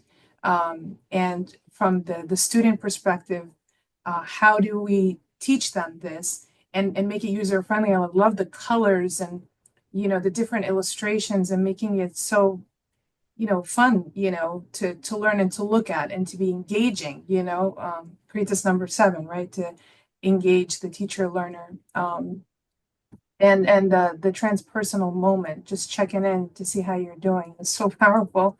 I don't want anything, I just want to see you, how are you?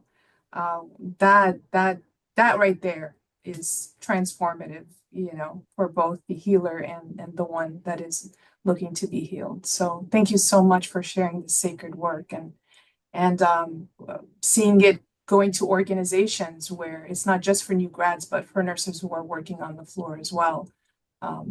So thank you for sharing this.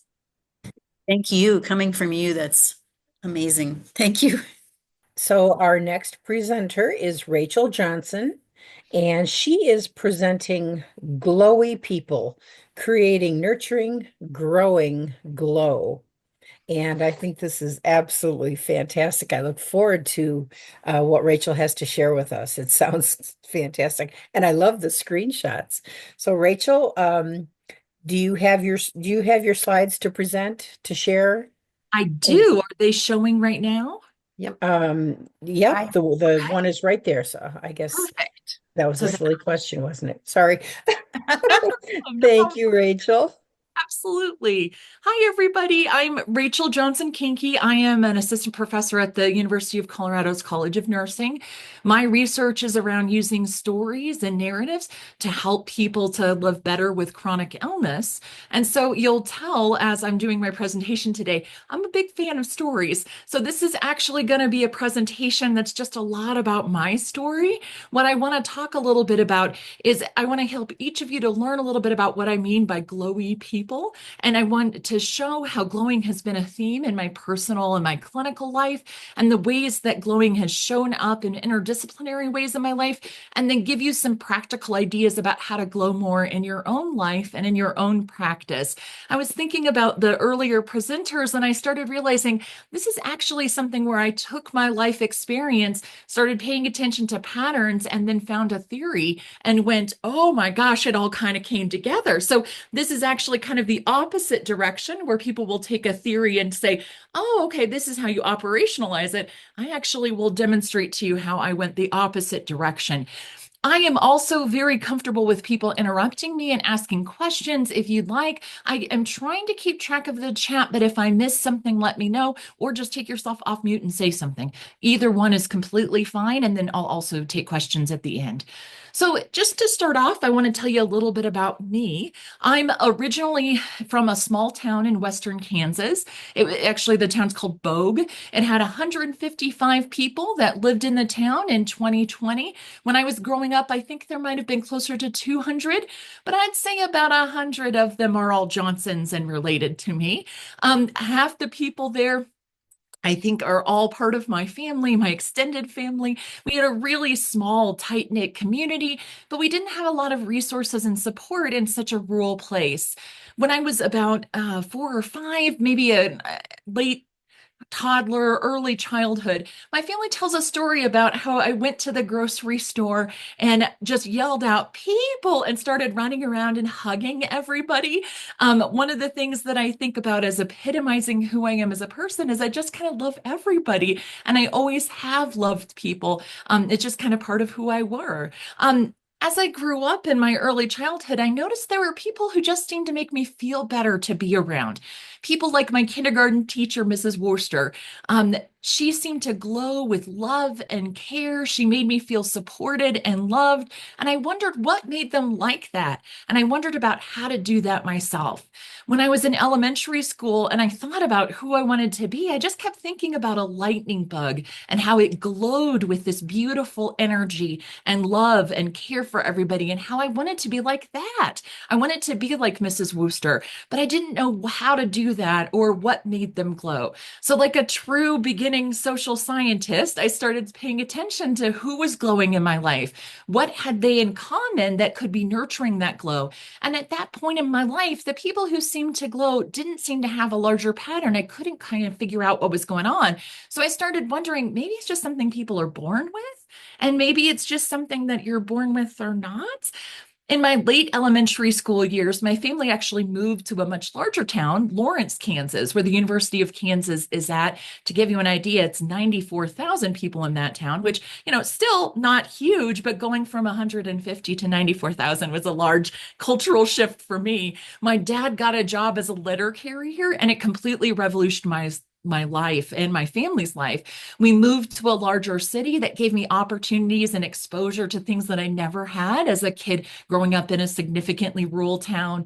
So to highlight how old I am, I suppose, too, when I was in elementary school, one of the opportunities I had was to present a new video game with 3 of my classmates who are all boys, and to be able to present to the governor of Kansas to demonstrate how video games could actually be educational and not just for fun. And so we showed that you could do math calculations and have these tanks shoot each other based on where the calculations were and have a competition. And the governor thought that was really great. So I got exposed to all sorts of things that I wouldn't have when I was living in my early childhood in that rural community. Another example is that my family actually got very close with the family that had immigrated from China and went to our church. We met them at church and invited them to our home and ate meals with them. And I got exposed to different cultures and different ways of being because of my experience living in a larger town. One of the things I also got exposed to was our new youth minister, Al Negan was his name, and he's also a social worker. My family had joined a really new church in the community, and our youth minister was a social worker named Al. Al would take me out for ice cream about every week and ask me about how I was doing. He treated me like a human being and was fully present. He seemed to glow and radiate with this energy that lifted up everyone around him, and I just look forward to spending time with him. In my late teenage years, I actually was able to work with a social worker who changed my life. I struggled a lot after leaving my parents' house and finding my own way in the world, and my social worker listened to me and listened to my experience without judgment. She helped to normalize what my feelings and experience was, and it was just such a revolutionary idea to tell me that somebody could just listen and listen to what I was saying and listen to what I was talking about and fully be present without telling me how I was wrong or what I needed to do different or how I needed to change. And I felt really accepted and heard for the first time since I had been meeting with Al Negan in my early childhood. It seemed like most of the people that I met then were social workers, and it seemed like it was the social workers who were glowing the most. And so it made me wonder, should I become a social worker? And that's what made people glow. Maybe it was social workers trainings. Maybe it was what drew them to social work. Maybe it was the experience of being a social worker. I don't know. But I knew that there was something about social work that made people glow a little bit more, and I thought it was worth pursuing. So I decided to get my degree in social work, figure out how they glowed, and figured out what could cause that glow to happen. Was it because they saw tough things in people's lives? Was it because social workers went through tough things and that's what drew them to do it? Was it something they were taught in their classes? I really didn't know. So I decided to go to the University of Kansas and I got my BSW, which is a bachelor's in social work. Many of the social workers in our program seemed to glow, but there were a lot who didn't. And so I didn't really see, what is this pattern? Why is it that some did and some didn't? So I thought, well, maybe it became more apparent after we graduated. Maybe social workers were exposed to things that made their personal growth happen. And maybe they learned how to glow. Or maybe it really was just something they were born with or not. And maybe I just wasn't born with it. I really didn't know. So I graduated with my bachelor's degree, but it was really hard to find a job with a bachelor's degree in social work in Kansas at that time. And I heard that Colorado had 300 days of sunshine. So I thought, well, sign me up. And so I moved to Colorado, still within driving distance of going to Western Kansas and see my rural family, but in a place that had a lot more opportunities for my graduate school and to get different jobs.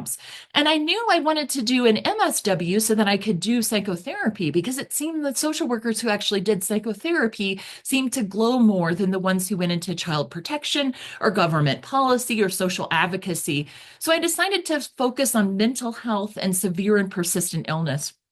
I got into the MSW program at the University of Denver, and the only opening when I got in, because it was so last minute, was in couples and families counseling as a focus area. So I decided maybe if I learned how to do couples and families counseling, it would teach me some skills that I could glow, especially if I took on more harder or challenging populations, and maybe I could learn those lessons even more quickly. So I got my practicum in social work, which is the thing you do during your last year as your master's. You work about half time. So I worked about 20 hours in a nursing home that specialized with people who had behavior disorders. And I had a caseload of about 20 people. I learned about mental health disorders, how to manage physically aggressive behaviors, how to support people with dementia, about TBIs, and even about death. Some of the people and lessons about life that stuck with me are, and I'm going to use synonyms for people's names so that I don't use any of their actual names, but I am going to tell you a couple of stories here. So the first person is Susan. She was a Black woman who had grown up in New Orleans as a musician in the 1950s. She had dreadlocks that touched the ground from the top of her head, and she often hummed songs to herself that sounded like jazz. She had active schizophrenia and was obsessed with the color white. She actually powdered her dreadlocks with flour to make them white. She put white, literal light costume makeup all over her face and her body to make her skin skin look white. She would only eat white food. She only wore white clothing. We actually had to specially order some of her medications to get it to be white so that she would consume them. She had also severe COPD from smoking for many years, which actually was part of her treating her schizophrenia, I believe. And at the end of her life, her sisters called her from New Orleans and talked to her over the phone to say goodbye to her as she was dying.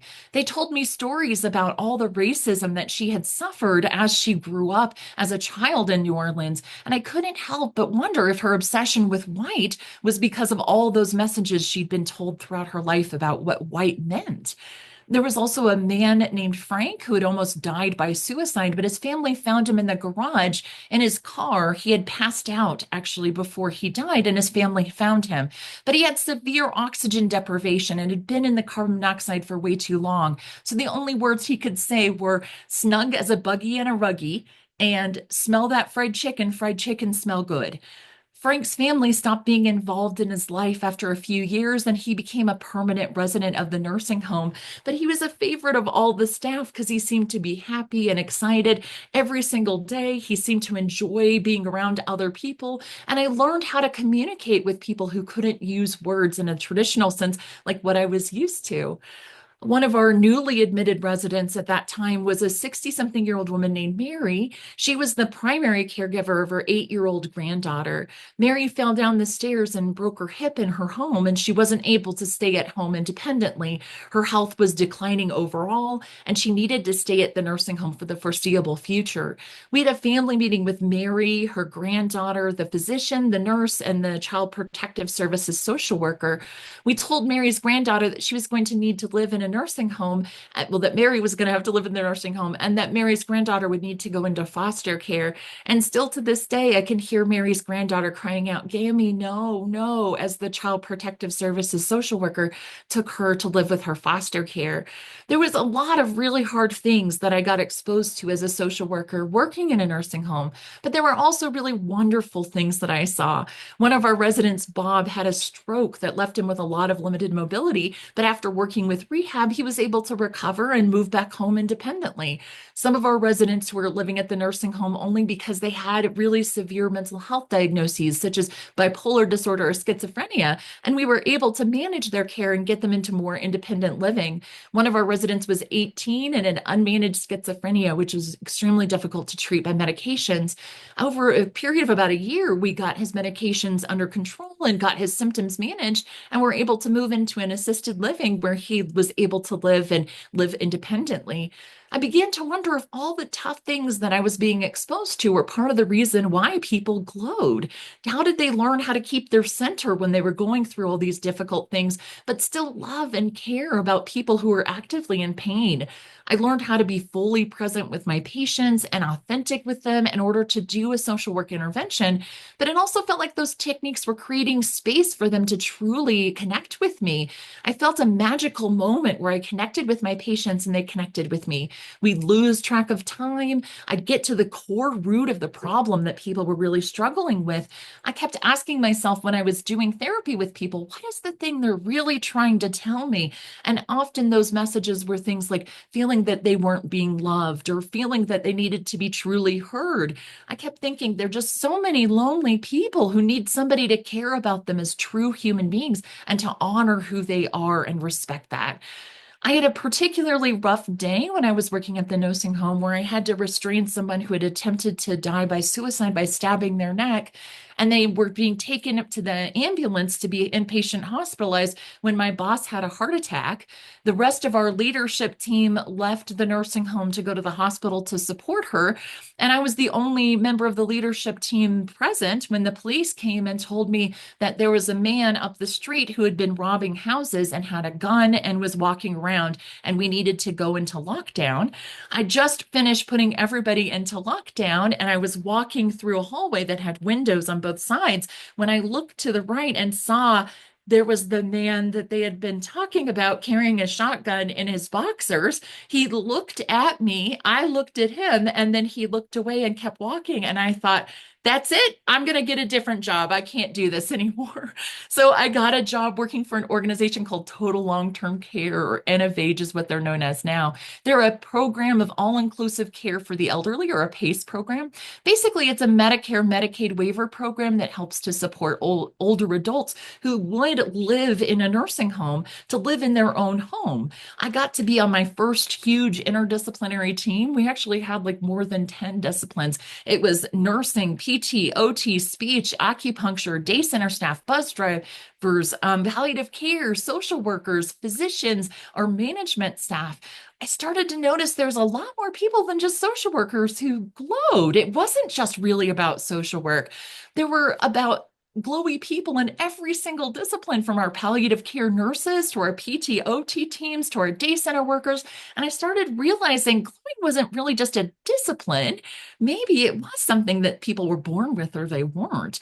When I worked at Total Long-Term Care for about a decade, I got exposed to nursing care and more of healthcare systems.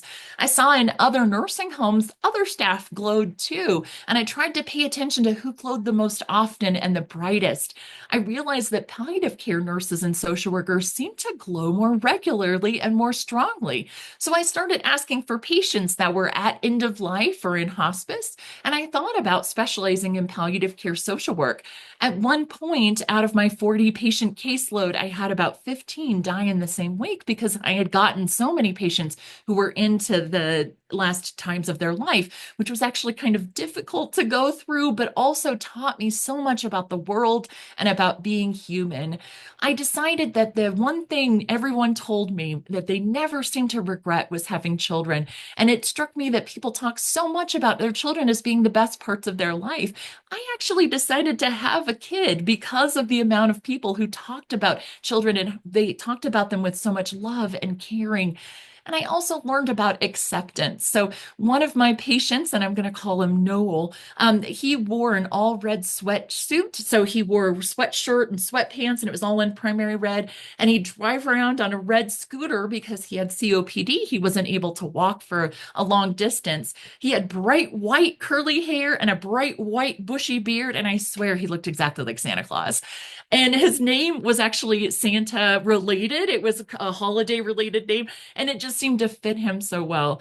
Noel had schizophrenia throughout all of his life. And when he was in his 20s, his schizophrenia wasn't managed. And he admitted that he was abusive to his son, who was very little at the time. His son went into child protective custody and was raised in foster care. When I met Noel, he was in his 70s, and his schizophrenia was very well managed. He had COPD at end stages, so his breathing was getting harder and harder, and talking was getting harder. We spent about 2 months calling his son and leaving messages and saying that he wanted to talk to him before Noel died. One day I showed up to the nursing home, and Noel told me that I was going to have to learn how to accept the way that things are instead of how I wanted them to be.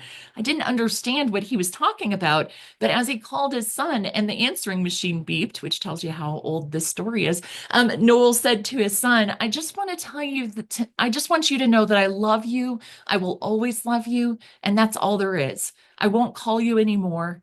I love you, and hung up. I started crying because I didn't realize that he was saying goodbye to his son in that way. And I was shocked that he was just giving up, is what I felt like. And I'm sure that Noel saw the reaction in my face. He explained that sometimes you just have to accept what is. It's not fair and it's not what he wanted, but it was what it was. And Noel died the next week. In his last 10 hours, I went to visit him, and he held my hand with tears in his eyes, and his mouth was moving like he was trying to talk, but I couldn't understand. I promised Noel that I would never forget what he taught me about acceptance, and that I would try to learn more about it and share that lesson with others, which is exactly what I'm doing today in his honor. When he died, the only people that came to his military funeral were myself and my boss. I never was able to connect with his son. It wasn't fair that Noel couldn't connect with his son and have the relationship that he wanted to. It didn't seem fair that science hadn't figured out how to manage schizophrenia at that time period, and he couldn't control his illness and his delusions and hallucinations. but it also wasn't his son's fault. It wasn't something that his son did either. And as I grew and learned more about acceptance and more of my patients and also more in my life, I started to understand why Noel chose not to push his son and just to tell him that he loved him. I also started to understand that the fact that he loved his son was the most important thing and the only thing that really truly mattered. Through this experience, I started to learn more about what it was, creating lessons about glowing. It seemed it was about learning to be present, learning about what really mattered in life, being authentic with yourself and loving others. But I still didn't understand, why did people glow? What did they learn that created that glow? Is it in the acceptance about life that only comes when you're facing end of life? Or was it about being around people who were? Was it death that put things into a priority? Was it understanding our own mortality that gave us opportunities to examine what really matters and what was with other people? Or that we understood that connections with other people was the part that really matters?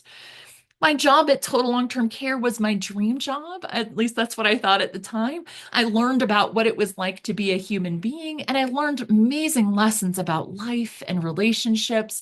My clients were amazing and incredible people who taught me through their stories, their experiences, and their reflections. One day, seemingly out of the blue, I was laid off from my job at Total Long-Term Care. I was 6 months pregnant because I decided to have a kid after talking to my patients about having children. And I was going to lose all of my health insurance.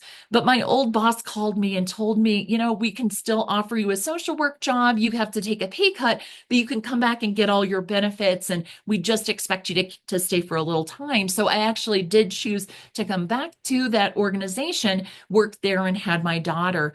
But then I decided after a year, I needed to find another position. So I was looking on Indeed and happened to find a job that was about research doing palliative care social work interventions. And I thought, well, this kind of fits with my experience working with people, and maybe research could give me a way to think about glowy people or get some sort of exposure. I was curious if people in palliative care research were similarly glowing to the people who do clinical care. So I got involved in palliative care research at the VA, testing and intervention, and I really fell in love with research. But I still couldn't figure out what caused people to glow and other people not to. There seemed to be no regular pattern. I met some amazing glowy researchers and care providers as a researcher that really inspired me. I also had some amazing patients who taught me about aspects of nurturing glow and thinking about glow. And I spent a lot of time thinking about what I was doing and what my colleagues were doing to nurture glow within themselves and within others. I wanted to add it to our manual in the actual intervention, but I didn't even have a word to describe it. What do you call it? Glowing? Like people just glow? What does that even mean? Is that even the right term to use? So through my connection and research, I got connected to more and more nursing researchers. And when I was reflecting on the intervention we had provided, I was talking to the nursing researchers about how it seemed like it was really only caring for people that seemed to make them better. It was only the caring for people that really mattered. And so my nursing researcher colleagues told me about unitary caring science and gave me Jean Watson's Human Caring Science. I actually read it all in one day. I was completely blown away by everything that I read about it. I cried the entire time I read it, and it all resonated so much with me. I wasn't alone. There were other people who were trying to figure out what glow was, and they were trying to cultivate it. There was an entire community of glowing people who were all trying to create love and glow in the world. I wasn't the only one, and I found there was a language of caring that described exactly what I've been trying to say and talk about for all those years. After that, I connected more and more with caring science people who glowed and glowed strongly. Some of them, their glow blinds me, some of which are present today, actually. Jan in particular is an amazing glowing person that I think will resonate with all of you, and that you'll go, oh, okay, I get what glowing is now. But I got connected with the University of Colorado's Caring Science program as well. And meeting the students and faculty there, I decided to learn more about caring science, thinking about how can I cultivate glowing in myself, in my patients, in the people around me. And in fact, my PhD cohort still calls me Glowy One. They'll leave messages on my voicemail and call me Glowy One because I kept talking about glowing and wanting to find more glowy people. In my doctoral work, oops, sorry, it went backwards there for a second. There we go. In my doctoral work, I learned more about the intentional practice of caring science and how by practicing that and taking the intention, it cultivated the glow that I saw in so many of my caring science colleagues. I got exposed more and more to the caring science community and how many of those people radiated glow. I started to understand that the Caritas processes were guiding principles of glowing glow. Growing glow. I just had to make it a really difficult thing to say, didn't I? An intentional practice of cultivating glow in yourself and other people. And I had felt the healing power of glowing people who changed my life and supported me throughout my career and throughout my life. I know that glowing creates healing and grow, but to hear it articulated through caring science and set up with principles of philosophy throughout all of history and how other people had been trying to figure this out, it just made me feel so heard and understood. I finally felt like I had found a community of people who understood me and what I'd been trying to do alone by myself for so many years.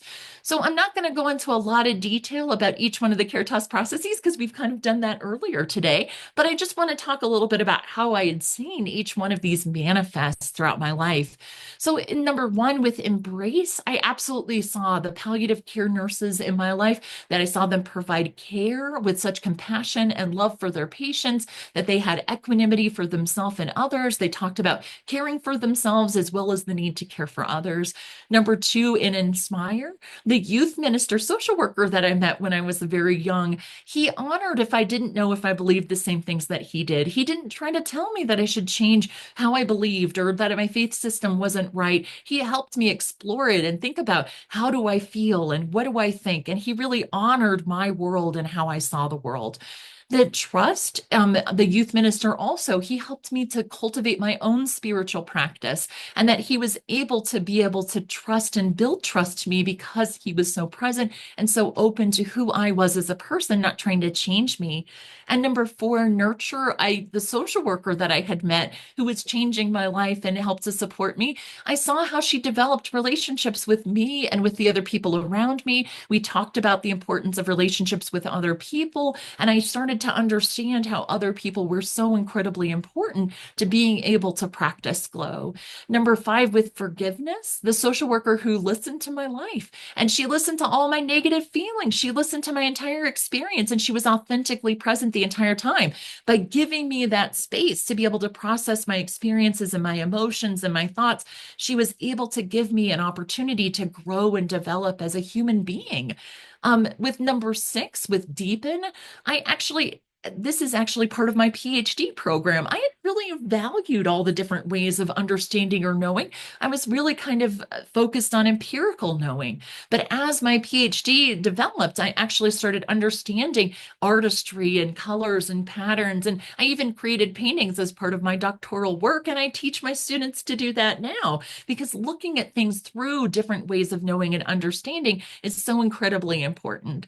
With number seven, in Balance, I learned how to learn and teach in caring relationships, and I understood how to intentionally practice teaching and learning in a caring field during my PhD studies as well. And then number eight, Co-Create, the palliative care nurses purposely engaged not only with themselves and the environment within the actual relationship with them and their patients, but also the physical environment. They would pay attention to what smells were there, what was the lighting, what were the family members who were present, what was the energy in the room, how was the music playing, did the person have their favorite things and their favorite food. They really seemed to pay so much attention to everything at all levels to create an environment that really helped foster connection and loving kindness. Number nine, in Minister, I saw how palliative care is such a sacred act and how it touches families in a way that other times in people's lives doesn't always touch people. I saw how the palliative care nurses were able to assist patients with their basic needs and made it into a sacred act, and how much that preserved dignity and what that meant and how deep and important that is. And then number 10, Open. I had always been kind of a skeptic, to be honest with you. Like I've always kind of been a scientist. And so there's always like, well, I want to see the evidence. Where's the evidence? I want to see empirical evidence. But I started learning actually I needed to be more open to miracles and things that were unknown, and that there are things in the world we can't explain. Palliative care nurses and ministers and nursing staff at nursing homes told me amazing stories about people dying and seeing their dying family members as they were dying. They saw a spirit that left someone's body. They saw tubing in a room move up to be horizontal as the person died. And these were people that I completely trusted and that I really related to and heard and understood. And I learned I needed to be more open to possibilities and not just so close-minded to different ideas and concepts too. And I realized the intentional practice of carrying science of the Caritas processes is what I'd been trying to pursue and articulate my entire life. I started seeing examples across my life and how I wanted to be this glowy person. Actually, I think I wanted to be a Caritas coach. I wanted to radiate warmth and glow, and I wanted to make people feel better to be around them. My Caritas colleagues and my Caritas coaches and caring science colleagues glow, and they offer an intentional practice to cultivate and grow glowing in other people.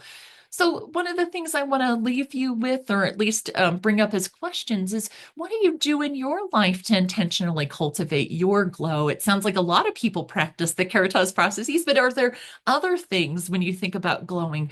Who are the people in your life that glow? And how do you find more people that glow in your life? And how do you cultivate glowing in others?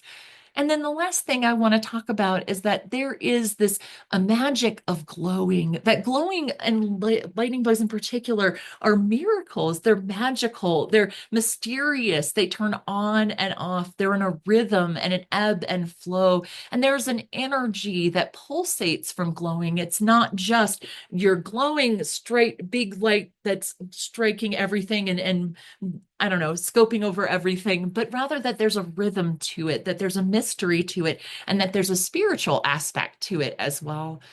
So I want to encourage each of you to think about in your own lives, what are you curious about? Is there something like glowing that you have in your life that you've been thinking about? Gosh, there are so many cool people that are like this. I wish I could be like that, or think about that. What sort of mysteries do you have in your own life that might, I don't know, encourage you to be able to pursue something or think about something in a new or original or interesting way? And what sort of patterns have you seen in your own life that might lead you to different things to help develop and grow your glow as well?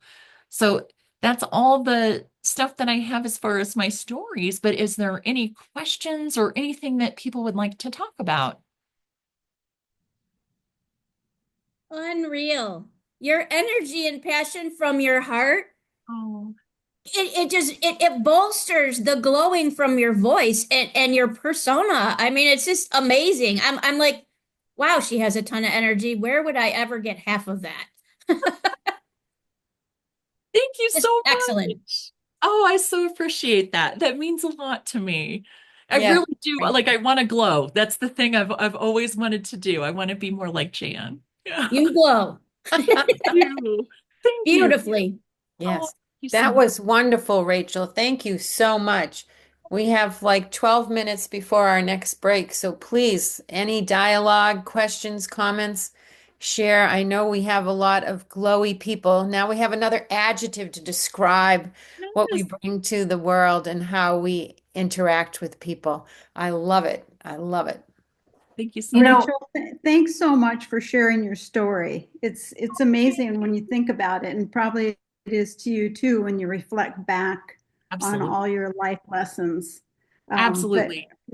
yep, I'm thinking probably you were glowy from the beginning. Oh, thank You you. know, when you were in the grocery store running up to people Yes. saying hi or taking their hands or Yes. whatever you were doing, Yes. you were glowy then. You just Oh didn't my know it, you know? Don't you I think? hope so. I hope that people saw that as being a positive thing, because I really did. I just love people. They're so amazing. And it shows. And Thank that's how you connect with people and let them know that you care about them. So you. you've done amazing. You know, it's just I have no idea what you've gone through, but I appreciate all that you've done. Thank you, Jan. Well, and I think it's important to know there are a lot of things that happen that I wouldn't think are easy or that they were emotionally easy, but I do think all those things brought me to where I'm at now. And that's why I'm involved in caring science. That's why I'm presenting today. And it's been that way ever since I was a toddler. So yeah. Yeah, thank you. Rachel, I would like to just commend you on a wonderful, wonderful presentation. And all I could think about is I'm hoping that you've published your story, because in today's society, many people are seeking a glow. And they are seeking the glow through cosmetic surgery, cosmetics, external fixing to look better or to glow. And yet, everything that you have spoken of is very internal. And that internal glow is love, truth, honesty, integrity. And you just exemplify all of those. Thank you. Oh, thank you. And actually, I did write a little bit of my story. It's in one of the Caritas coaching books, but only little pieces of it, because this is part of me looking at it in a different way. As I actually kind of experimented because I thought, well, this is a story I haven't told a whole lot, but I think it would be interesting. So thank you for that encouragement. I'll have to think about how to publish it. Yeah, maybe one of the journals, the Holistic Journal magazine, or even something in one of our newsletters, Good idea. Just a thought to think about. We can talk offline, Rachel, if you want to have someone to brainstorm with you. Thank you so much, Diane. That'd be great. You're welcome. Rachel, I think the way you told your story, starting from the beginning, because that created the real foundation for what brought you today. And I really appreciate that. I didn't know where your story was taking me, but it's incredible. And I think you have to start it there. So I just encourage you to, especially since you shared this is a new way to kind of tell your message, but it was very powerful. So thank you. Thank you, Penny. Thank you so much. And I figured I'd start and everybody would be like, why are we talking about childhood and Western Kansas? Like, what's going on here? But yeah, it really did. And it's part of my understanding too, as I learned more about glow and thought, that when I looked back on my life, I realized it had started that early. Absolutely. And I think all those people came to you and you to them. And there was purpose and meaning and miracles and all of that. And you have something very special inside because you draw people to the authenticity of your caring and your enthusiasm and your love and joy. So I can't imagine anyone better as a social worker, even as a nurse, and I don't say that lightly, to be there on the other end, when you're a client, because you magnify the word embracing. You're deeply special. Thank you. Thank you so much for that. Rachel, this is Joellen, and I am so happy that you used the word glow. I am so connected with the divine source of the word light. You think of light and you think of when someone's shining their light, they're shining it from love. But in the darkness of the world that we experience every day, the word glow in the dark just kept coming up while you were talking. Wow, she is teaching me something new about the light that we have inside of us. Shine your light. Erica mentioned that, but also to glow is something that can be transitioned to your glowing in that dark that you had to create light for others. So thank you for this beautiful Caritas journey story and for all your contributions to the Southwest Consortia. My pleasure. I'm so honored to be a part of it and to be here today. Thank you so much, everyone. I really, really appreciate all of your comments and feedback. It's been amazing. Yeah. I want to echo something Joellen just said, because I couldn't help but think of, as a little girl growing up in church, we used to sing this song, This Little Light of Mine. Yes. Being from the Midwest. I wondered, Rachel, if you knew that. this little light of mine. And I couldn't help but get that song out of my head because it's so powerful. But until Joellen just said that, I didn't really connect the two. And so thank you, Joellen, for those comments. And always, Rachel, thank you so much for your positivity and the joy that you bring to us in the Southwest Consortia, but also just to the world. So thank you. Thank you, Penny. Absolutely. Yeah. Wonderful. Rachel, I think we all have a new term now that we're going to be using, glowy people. And I think we're all glowy people. I think you were the epitome of it, and just you being the example, just by being you, you definitely show us what a glowy person looks like from the inside out, just radiating light and love and compassion. I love the story when you're a little girl, you just ran to people and hugged them, you just love people. That just shows that, you know, that's who you are at your true core, you know. You want to just hold whoever comes your way and hug them and let them know that they're loved. So thank you for sharing your story and introducing us to this new term that we'll be using pretty much every day now, to remind us to, you know, self-care, you know, provide our inner glow, love and you know, compassion, loving kindness, so that we can do that for others, because it is from the inside out. I believe Penny, it was Penny that, or Connie, I forget, either Penny or Connie said it, you know, it's, you know, we think of doing cosmetics, you know, to glow, but it's really from the inside out, that love, that passion, you know, compassion. It really just brings us, you know, changes our energetic fields, repatterns, as Dr. Watson would say, right? Repatterning our energy field, and others can pick up on it. So thank you so much for sharing this. It was beautiful. Thank you. Thank you. Thank you so much. Anybody else have anything they'd like to share before we take another little 10-minute pause? We did during the chat, Penny kindly shared with myself and Sue an email that had the tool, and Sue has put that in the chat if you'd like to see the tool that Anne was speaking of prior to Rachel's presentation. There is a link there that you can open, and you will get that tool for the students or whoever else might want to use it. Our next presentation will again be by Connie, Penny, and Anne. And immediately following that, Marcelo and Rebecca at 2 o'clock will share their sacred bubble. So we'll listen to our trio from the University of New Mexico for 45 minutes, and then Marcelo and Rebecca will have 30 minutes to share theirs, and then we'll have a closing. So this has been wonderful. The community, everybody's been here, has been so heartwarming and really very fulfilling. It's a wonderful way to spend the day, even if we can't be together in person. So I appreciate everybody who's been here and has been sharing with us. Sue or Karen, do you have any comments before we take a break? I'm just so overwhelmed with the love and support from everybody for each other. And this is what the world needs. I wish we could take this and just transmit it around the world, because we're in such need of this caring and loving and understanding. And this is something that, with everything that's going on, I need this. I'm practically in tears over some of the presentations because they're touching me so deeply, and I appreciate it so much.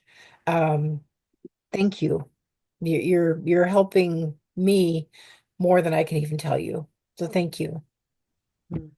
And I just want to ditto that for sure. Oh my goodness. So much learning and sharing and heartwarming conversation. And I couldn't ask for a better Friday. I really couldn't. And to go into the weekend glowing, I have to get part of that energy. Somehow I'm gonna muster it up and away I go. Because it just warms your heart. Just really does. All of you. Such a great morning. Yeah. That's great. Diane, I'm going back to the question that I did this morning to you. Any any thoughts change regarding how often we're going to do this? Well, It's maybe a we could do pleasure. it. Maybe we could do it 3 times a year instead of once. Yeah. Yeah, yeah. You know, I mean, this is really wonderful, but what's also amazing, and I'll share this now since we have a few minutes before we take our break. We do have smaller regional caring science consortiums. Joellen mentioned the Southwest, which was one of our first new consortiums. They're all across the country.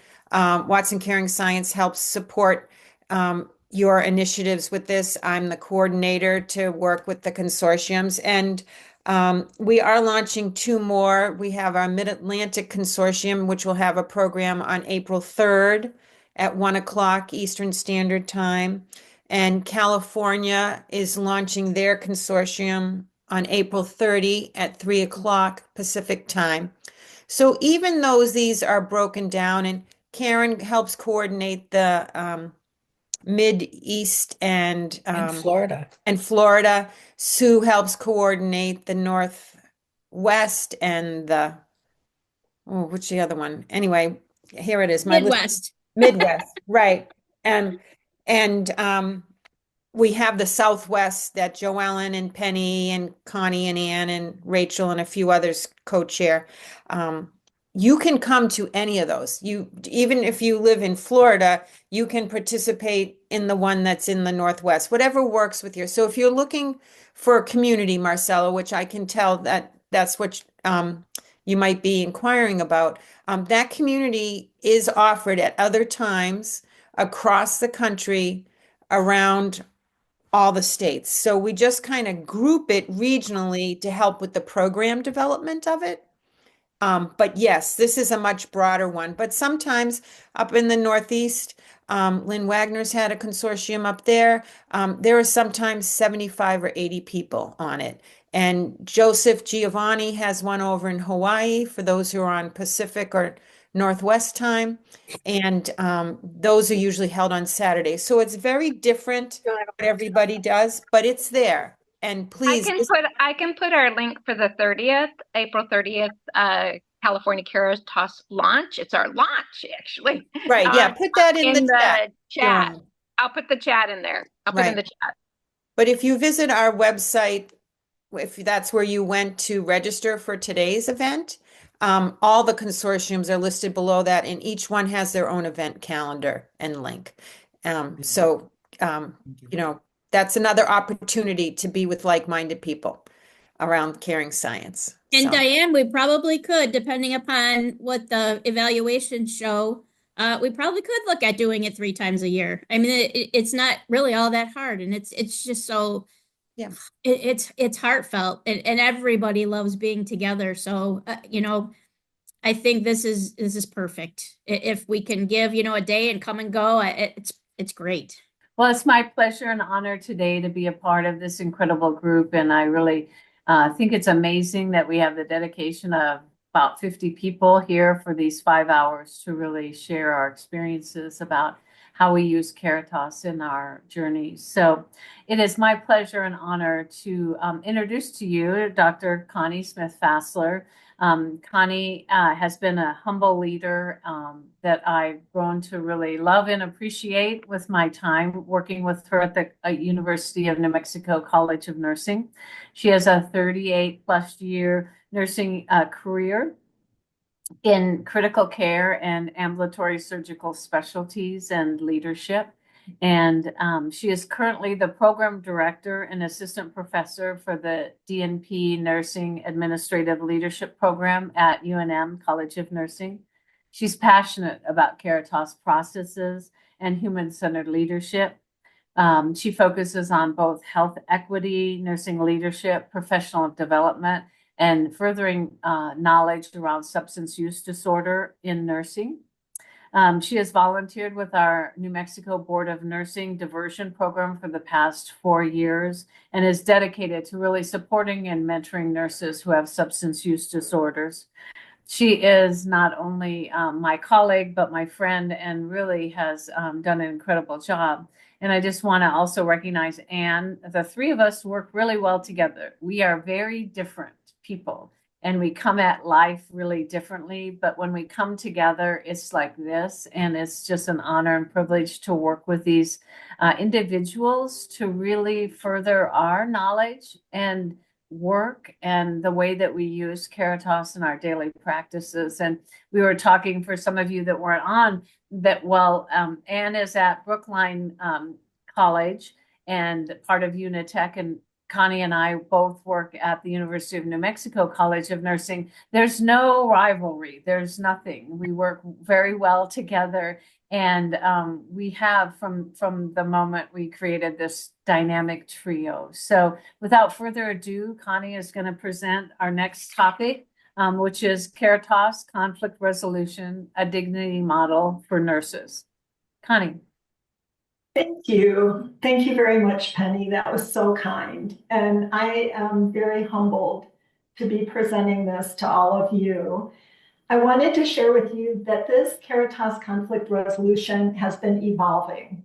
So initially we started with trying to figure out a process for how to resolve conflict. And Anne, in her wisdom, has grown this from a process into really integrating the theory very nicely. And I'm very appreciative for that. Let's move forward, please. So I think it's important to recognize what has happened to nursing. And we have seen more and more conflict within nursing practice throughout our country. We have heard stories. And it's important to take a moment and recognize why. Why is there the conflict growing?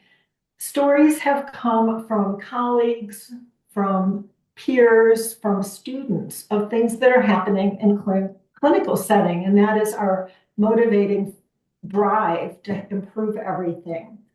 During the pandemic, nurses were the most impacted discipline than any other discipline, primarily because the nurses were at the bedside with the patient more than any other discipline. You know, other disciplines backed away. They would enter only briefly and get out as quickly as possible, many. And nurses were there trying to connect families electronically to the patient. And what happened through this was it had a great psychological impact on nurses. More than any other profession, nurses were impacted. Nurses are struggling with PTSD more than any other discipline. And what's the result of that is increased tension in the workforce, decreased tolerance in the workforce. Tempers are short and conflict is increasing. And that is our motivating factor, to help people have something solid to resolve conflict. So truly, to solve a problem or resolve conflict, it starts with a balance within ourselves, of balance, of caring, gratitude, and humility. If we could move forward, please. So conflict resolution is definitely a solution-oriented process. It is not, we are not able to resolve conflict without insight, introspection, considering our role in the conflict. And that can be very difficult when someone has come at you to do that. It is always framed by caring and natural curiosity. So when conflict comes forward and we're a little bit in shock and we don't know what to do because we care about this individual or we care about humanity, we need to look inward. And to resolve conflict effectively, we have to have gratitude and humility. So really the purpose of or goal of conflict resolution is to unify and find a solution. And we can't do that in an angry place. We can't do that when we are feeling defensive. We have to be able to treat others with caring and dignity, the way we would want to be treated. And that behavior alone assists in de-escalating. Move forward, please. So this picture is very significant to me, and I'm going to share a story for you. I had 18 surgical clinics. Each of those clinics had many, many surgeons. And often I would be in my office with the door maybe cracked just a bit, working away or on a Zoom meeting, when suddenly a physician would come in. They would open the door without knocking, and the surgeon was very angry. Something hadn't gone exactly as what needed to happen for the patient. So this picture is really something that does happen. Someone can cross into our space. They're angry, they're not worried about what you're doing, who you're talking to. What they're worried about is their own anger and defending the patient. Because behind that anger, they're angry because they have seen an outcome to a patient or something that has made them angry. So for me, what I needed to do first, before I could even hear this individual, it's very difficult to listen to someone who's in your face, pointing a finger or very angry. So I had to create a little bit of space. And to do that, I would just say, wow, I see you have very strong emotions about this. Please sit down and share with me your experience. And that, just acknowledging that they had a lot of feelings, was very helpful. And often they would sit down and start sharing. So the process for conflict resolution is probably, even before hearing, is making sure we're in a safe environment and having a little bit of space. And as the individual would share their story, I had to really listen to what they were saying, not just let it go into my ears, but hear the story behind what they were saying and how this impacted someone, the patient, or how it impacted the surgeon, and really hear them and not interrupt. When the individual would slow down with often very rapid speech and telling me quite a bit, then that's the point when we can ask for clarity. And terminology that helps me in this situation is, tell me more. Tell me more about this piece of what they said, and trying to figure out what's really going on and understanding their emotion behind the situation, understanding the individual, and acknowledging, once again, acknowledging, wow, I'm so sorry. I'm so sorry this has happened. Let's figure out how to move forward. Let's figure out how to prevent it from happening again. And then at that point is when we can contribute what we're thinking or feeling or ideas to improve the situation.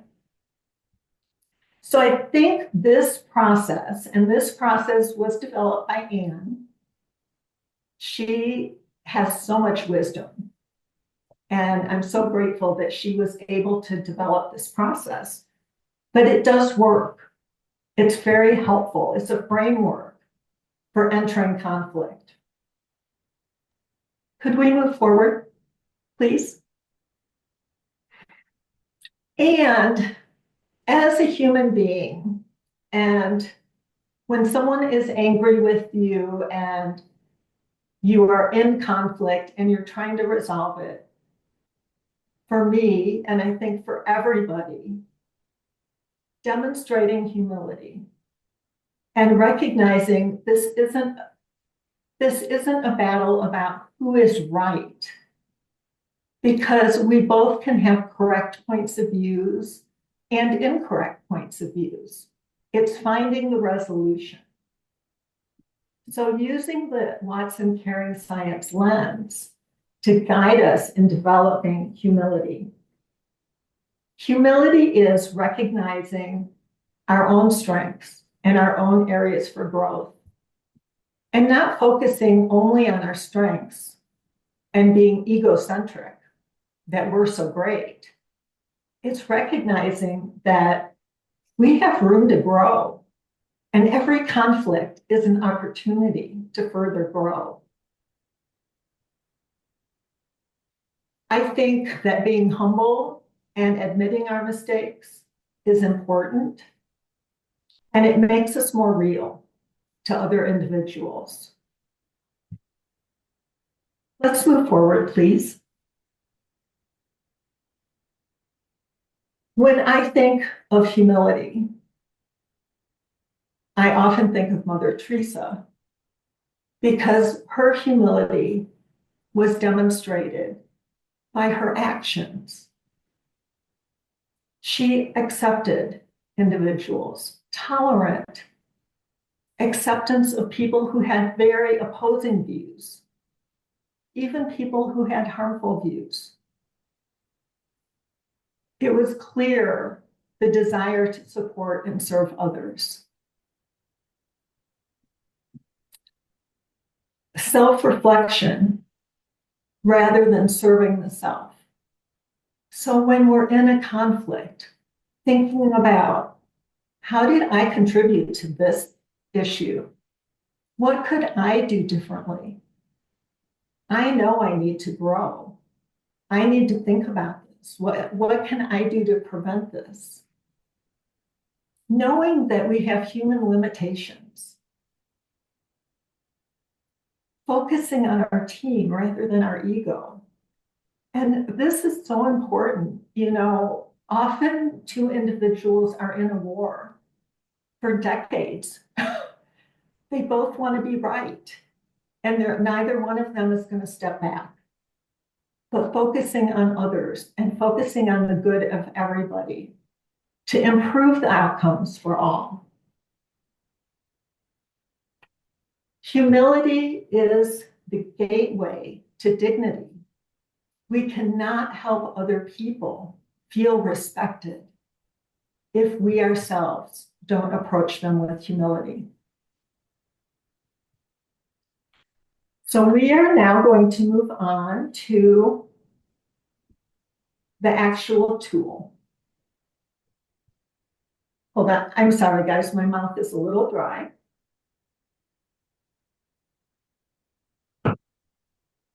So this tool is also a creation of that Anne had. And I love, love, love this tool. And you all will receive a copy of this tool. For me, right now, I would like to just be vulnerable with you. And I'm going to go through this tool from my own point of view and the areas that I need to work on as a human being. So the intent to be open, allowing possibility of conflict to be solved. I'm pretty good at this.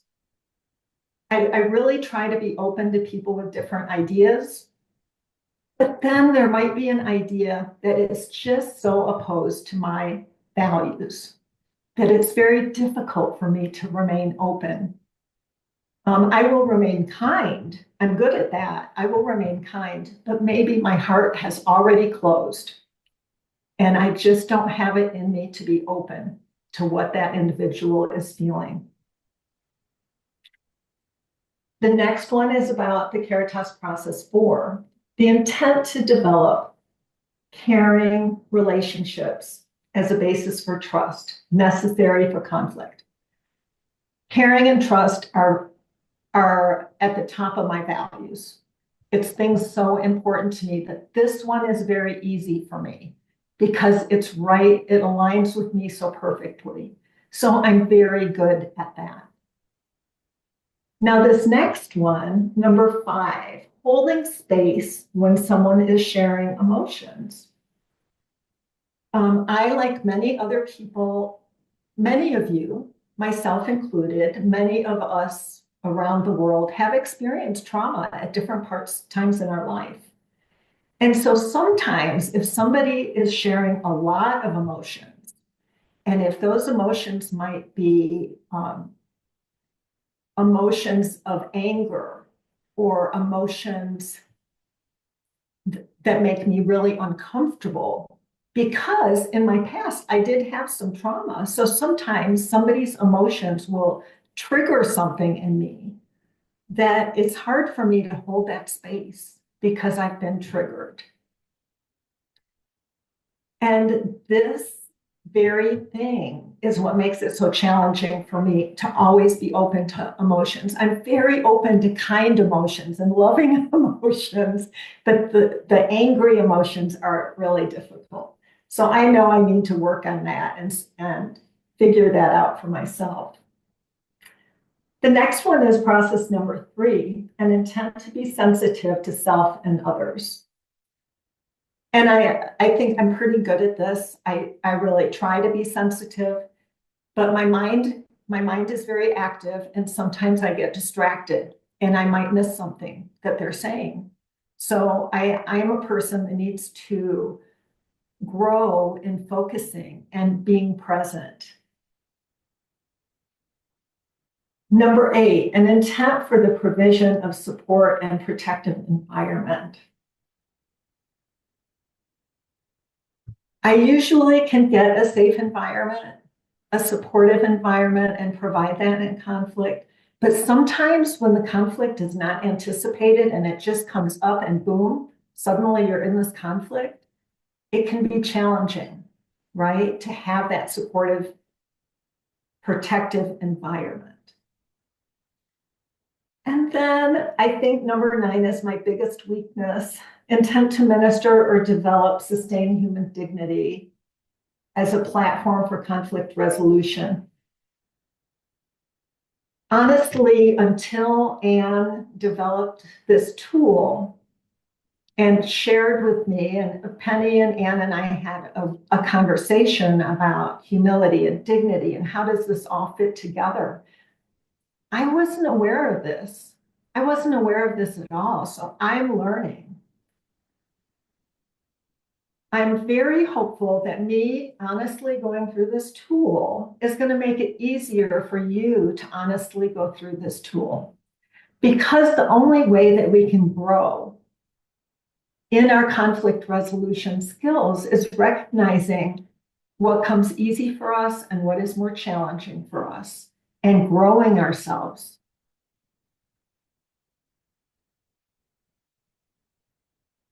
Let's go forward, please.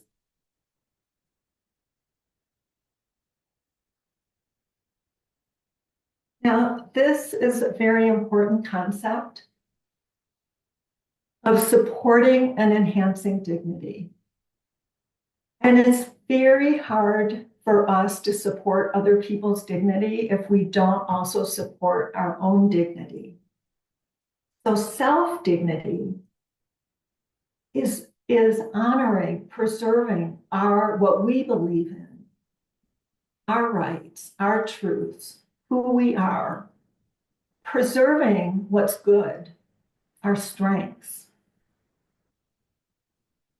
and sharing that same dignity to others, honoring what is their truth, what they honor. So it really isn't as easy as only having humility to get to dignity for others. We also have to have dignity for ourselves. Let's move forward, please. So to have dignity for ourselves, we have to hold true to our values. And our values shouldn't harm others. Our values of love, of courage, of honor, whatever we value, these are values that are our good values, right? It's not a value that would harm anybody. It's important that we're able to have boundaries, both personally and professionally, because our boundaries give us grace. It gives us opportunity to heal. So it is important to have some boundaries and to know when to take a step back. Acting and not reacting is like crucial, because in my life, I have reacted very often to something. And when I react, it is a big mistake. And I learned that, I think it took me a while to learn it, actually, probably into my 40s before I realized that reacting is not a good thing. And I learned to take that step back and think about what was really happening and think about the other person and what they were feeling, and then act with intention rather than reacting out of an emotional response.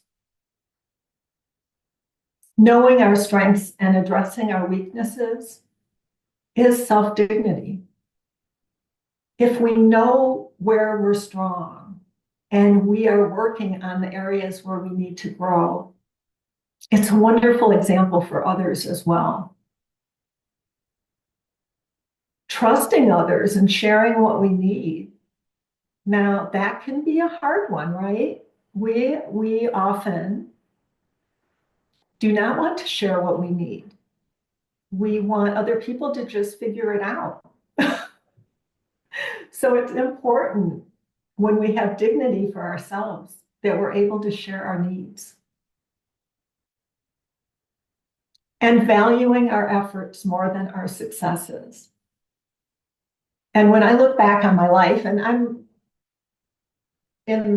closer to retirement than most of you, I'm sure.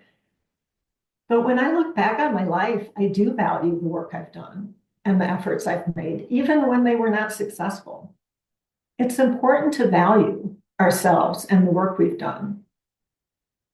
And then probably one of the most important lessons is just keeping our emotions under control.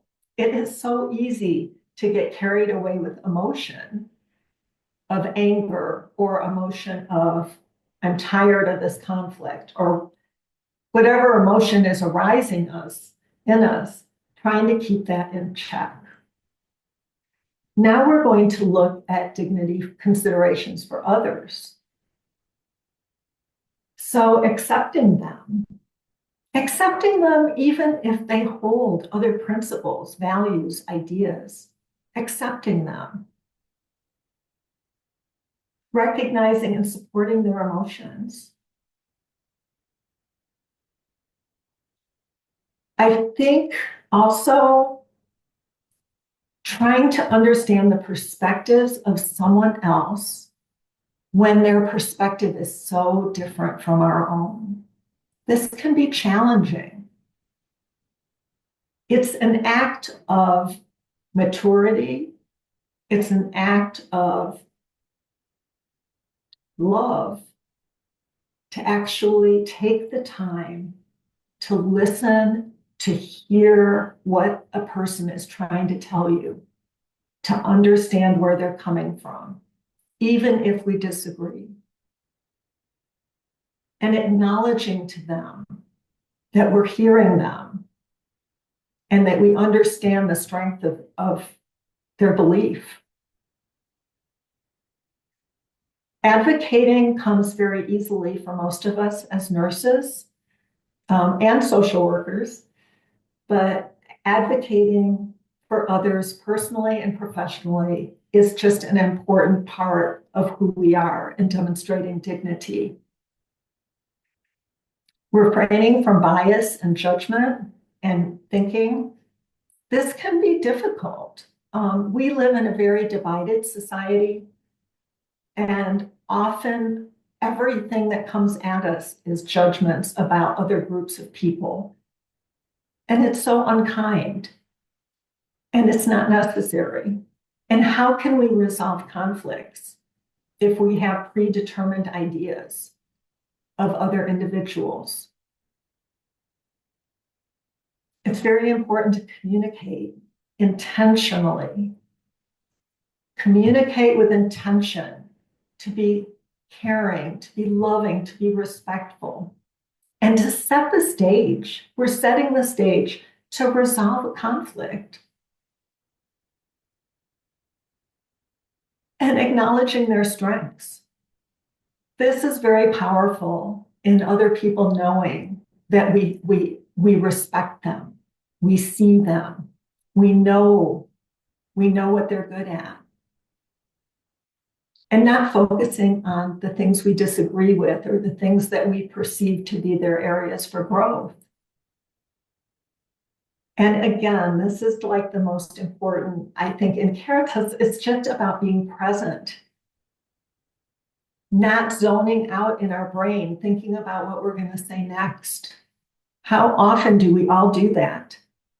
It's so important that we are there and we're hearing, we're authentic, and that we have gratitude for the opportunity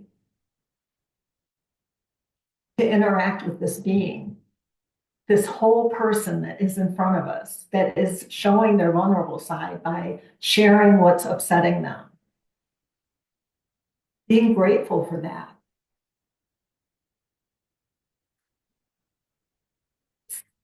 Could we move forward just one, please? Yes, thank you. So I'd like us to take a moment.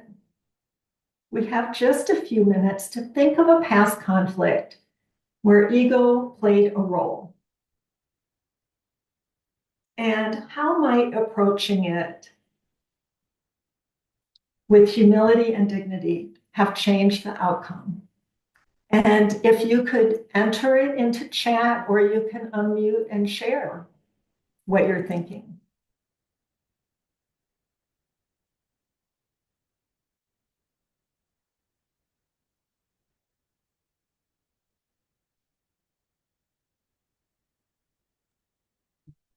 Hi, Connie. This is Kim. I just wanted to first thank you for your bravery and honesty earlier. But this question here got me thinking about probably something we can all relate to, perhaps, where ego plays a role is in driving. I am try to be calm, but driving, my ego gets in the way and conflicts a lot. So when I was in Caritas coach, that was actually something that came up and I've been trying to work on, but I'm not perfect. But that's, if I practice humility and dignity, it could probably fix some of that anger I have. I definitely hear you there, because sometimes I get very frustrated driving as well. That was so funny, because that's exactly what came to my mind. And I put it in the chat. I was like, oh my, how can I interact with humility and do the rubric with the person that's in front of me, where I can say, hey, there's a pedal, I can teach you how to push it. So thank you, Connie, for this. I love the rubric.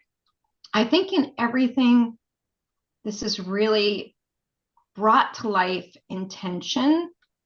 And, you know, Erica's mentioning family and immediate things that come to mind. Reflective, yes, family. And right now we're waiting for my first grandniece, and there's a lot of anxiety there. So understanding everyone's anxiety, and humility and understanding in our family. It's like that baby wants to come and everybody's around it. Like, when are they coming? Right. So I think that I loved the rubric. I just want to, instead of giving you that example, just add in, I've never seen the rubric, even though I've heard this. So I'm glad you're adding in some things to this amazing conflict management discussion. We can definitely thank Anne for her creativity and ability to translate that theory and put it together into something that's workable to help us. And then Diane put in a comment. I spoke harshly to someone as I was very upset about their actions. On reflection, I realized that a past trauma caused me to react that way. unfortunately, apologizing did not mend the division. I'm so sorry. That's a hard one. It is, and so when I attend programs that talk about, the way you present yourself, it was a learning opportunity for me, but the wall that it created in the relationship is not going to come down. So, it's just one of those things you have to acknowledge so that that doesn't happen again going forward with anybody else. And kind of have to let it go because otherwise, it can make you a non-glowy person. I would say, gonna say that. Oh, sorry. No, Jen. please go. Please go, I Jan. was just gonna say that, Diane. It made me think about what was said about just accepting. What? Who was it, Rachel? I don't know what his name was, but he just had to say, "I love you" and "I'm sorry" and let it go. Yeah. And maybe they'll come around, maybe they won't. But like you said, if you approach it as a lesson, then at least you won't do it again, maybe. That's the goal. Yeah. Yeah. I understand completely. Sorry, go ahead. Go ahead. Connie, Okay. I wanted to say the rubric is wonderful, and I don't think any of us, I think all of us have stories of conflict, be they small ones throughout our day or large ones that break up relationships for sure.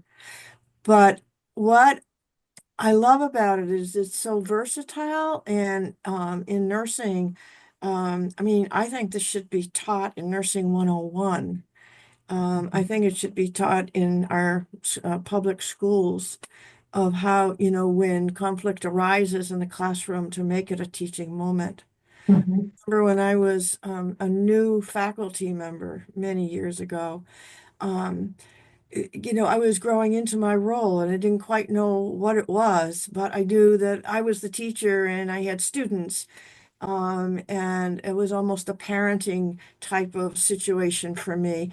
But as I learned more about myself, about how things worked, how things worked better, and of course grew into caring science, because those were my growing years to become a caring scholar.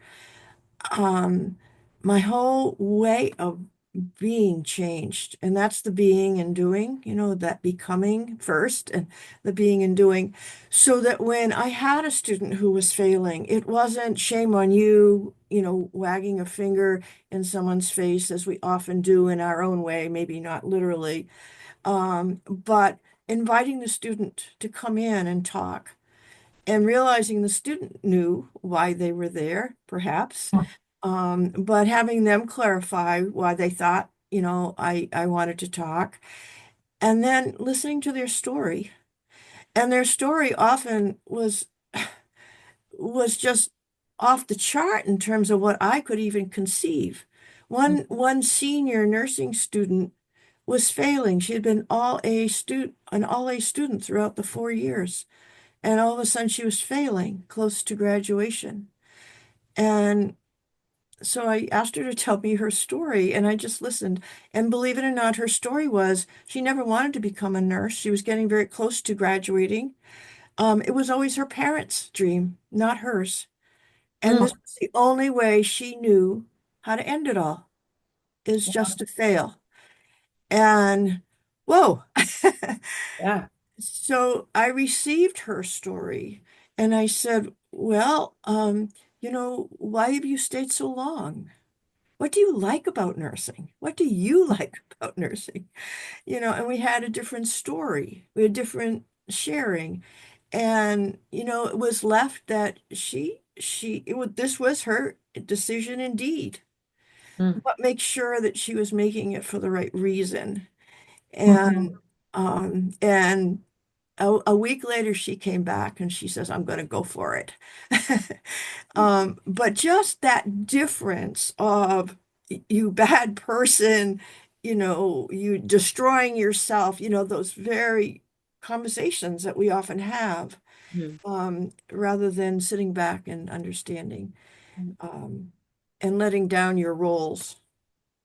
So thank you. Yeah. So I just want to say we have 9 minutes left Okay. before our 2 o'clock presentation. So do you have Thank any you. slides? Connie? We have one more slide. One Perfect. more slide. And I just want to make a comment as I'm moving to the other slide, the last slide, is that I think more so the comment was made about how we really need this today, but I think one of the contributing factors is that we've gone from this human interaction to this device interaction, right? People haven't, and children in the schools, and my daughter's a school teacher, so I wrote a note to take this to her, is that children in schools, they don't know how to interact because they haven't learned that growing up. We were sent out of the house to go play, go play. That's what my parents said, go play. And so you had to figure that out. You had to interact. You had to do that. Well, children today are handed devices. I was in a store the other day and this child who I perceived to be maybe 2, maybe, started crying. It was in a stroller, started crying. And what does the mother do? She immediately, and he was real angry and fussy, immediately hands the child the phone and the child shut up. She didn't say anything to the child. She handed the child the phone. And I think we really, at no other time in my life do we need this, right? We need that human interaction and really need to be able to understand how to have conflict appropriately. So Connie, I went to the next slide. Thank you. Thank you. So this is really the closing. It's just recognizing that conflict is difficult. Conflict can be uncomfortable, yet we can apply the Caritas processes to make it easier for us and to have a stronger outcome. And just if we can hold in our heart gratitude, because every conflict leads to our growth. We are able to grow and learn and move forward and become better human beings by caring for others, listening to others, and resolving conflict. Thank you all so much for your attention and this opportunity. I am just so grateful. Thank you. Thank you, Connie. It's wonderful. What a nice way to look at conflict and how we can incorporate Dr. Watson's caring science theory into our actions, and to do a self-check-in on that humility tool is really very powerful. And it's not something we can do once and forget about. It's something that you have to kind of revisit as you go through your own life's experiences. So thank you for sharing your knowledge and Anne's tool, and just wonderful, wonderful opportunity. So we have about 5 minutes before we have Marcelo and Rebecca speak. So is there anybody else who has any comments or concerns or questions for our current speaker? Connie, I just want to thank you for this presentation. Very powerful work and certainly timely in our timeline. And this should, like Lynn stated, this really should be taught to children and anyone and everyone, because I mean, just to live, there's always conflict, right? And sometimes we don't always have the proper tools because it's not taught in schools. It's not taught, in organizations, but it's so absolutely necessary for, healing and mending and resolving issues in a humane way, in a way that, doesn't cause further trauma. And it's just very powerful and actually very triggering, but in a good way, because we all have, Diane had mentioned her story. Diane, you're not alone. I mean, we all have had experiences like this. It's just something that is absolutely necessary. And thank you for having the courage, along with Anne, and I apologize, I'm having a little brain fog right now. And Penny, yes, Thank you for working on this and also the tool. It was really wonderful. Thank you for sharing. The new knowledge keeps coming. What a day. I just am so honored and privileged to be able to have these speakers here with us today and to have the platform courtesy of Sue and Karen through Unitek. This has just been amazing, really, really amazing. And during this last presentation, Julie Watson, our executive director, has joined. So Julie, do you want to say something for a couple of minutes before we have our last presentation? I just wanted to say hi, and I won't take up any of Mona's and Marcelo's time. Hi, love you. Hi everybody. It's so lovely to be here. Thank you so much for everything. Oh my goodness, Unitek, Sue, Penny, Karen, Joellen, thank you, thank you, thank you. I love you. I'm going to put in the chat. Thank you for the most recent presenter. It was absolutely beautiful. I'm just putting in the chat a little kind of press information about there is a preschool in California that is using the 10 Caritas processes. So there you go. Let us continue the flow and throwing the pond, the stone in the pond and let it reverberate. So I'll share that information with you. But Diane, you're a star. It's a pleasure to work alongside you. And thank you all for allowing me to be here. I got the link in a little bit late. I had another meeting, but I'm happy to be here. Thank you. Mona, take it away. Marcelo. Well, actually, Julie, it's so lovely to see you. We love you. You know that. Yes. I do want to share some good news on behalf of UHealth and our Chief Nursing Officer, Ellie Smith. We are moving to site visit, so our document has been accepted. Oh, wow. That's great. Congratulations. Wow. It's the team, it's the organization, it's the leadership, it's, Right. our teams throughout. So everybody, everybody, this is everybody's work. Thank you. Well, I think you should share your PowerPoint on the welcome to the site visit reviewers of Caring Science, because that was very powerful. Find some way to weave that in at their lunch break. Weave it in? Okay, Diane, I'm gonna have you as my publicist. We'll work on that. Figure that out. I think Mona could do it. There's nothing she can't do. Yeah. Oh no, Rebecca. There she could do it. I vote Mona. Rebecca's the same. Rebecca can, there's a presentation the next day. She'll like whip it up at midnight and then she'll go like she's been doing it for a year. I mean, she's just amazing. That's great. Well, Mona, would you like to introduce Marcelo and Rebecca? If that's all right with you, Karen? Sure. And Marcelo or Rebecca can bring that PowerPoint up and you can introduce them, and we'll have about 30 minutes or so for this topic. I know it's a lot to cover in a small period of time, but I appreciate you wanting to share it. So Rebecca Budyszewick is my colleague and co-chair for the Caritas Council, and has recently earned her psych nurse practitioner. So we're very proud of her.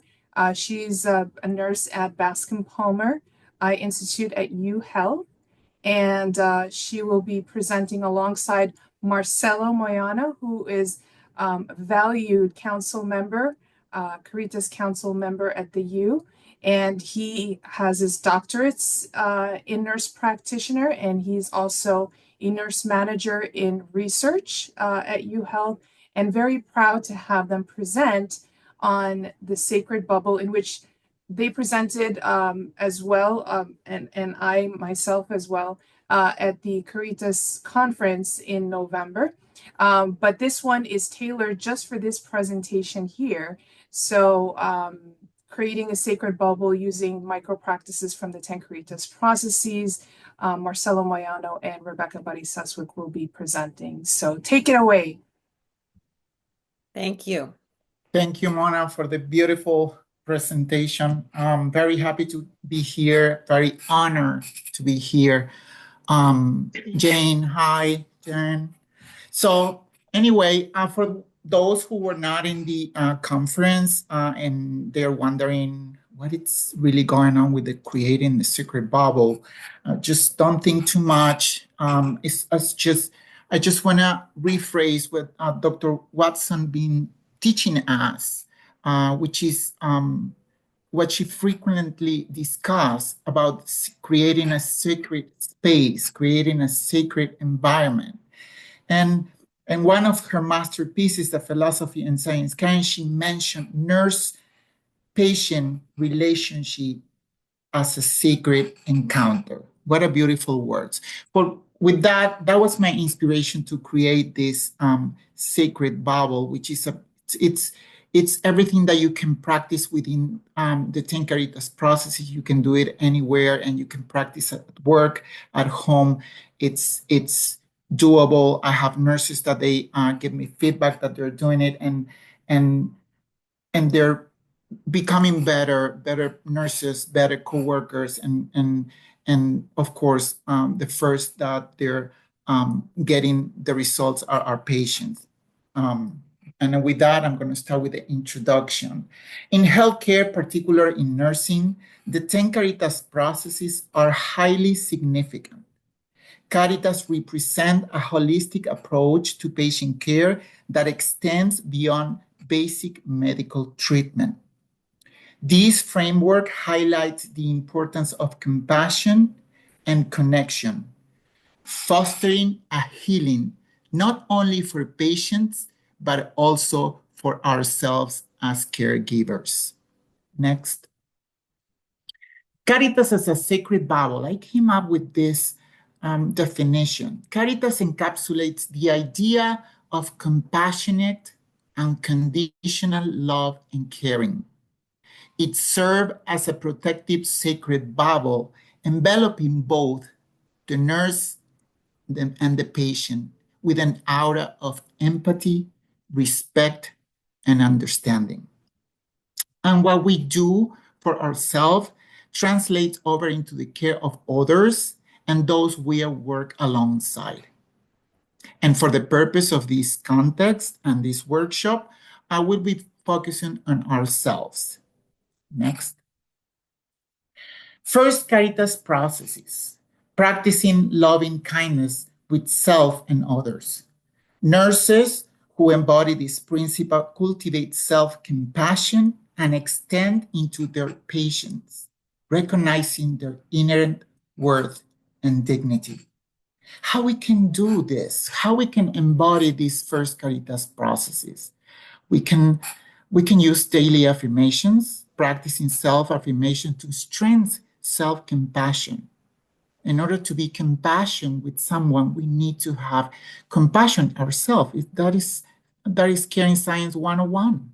So mindful moments, that is another thing that we can implement. Taking time to breathe deeply and ground ourselves before entering into a patient room or before we have an encounter with a coworker. Personalized care, treating each patient with dignity by addressing them by name and recognizing the unique stories. We are nurses, we are good talking to patients and just bringing up back histories or anything that they told us before, and they feel appreciated that we remember them with those specific details of their life. Kind words and actions, offering kindness not only through words, but also through gently and intentional acts of care. Next, second Caritas processes, being authentically present. These presence allow for deeper understanding and facilitate effective communication, essential component of holistic care.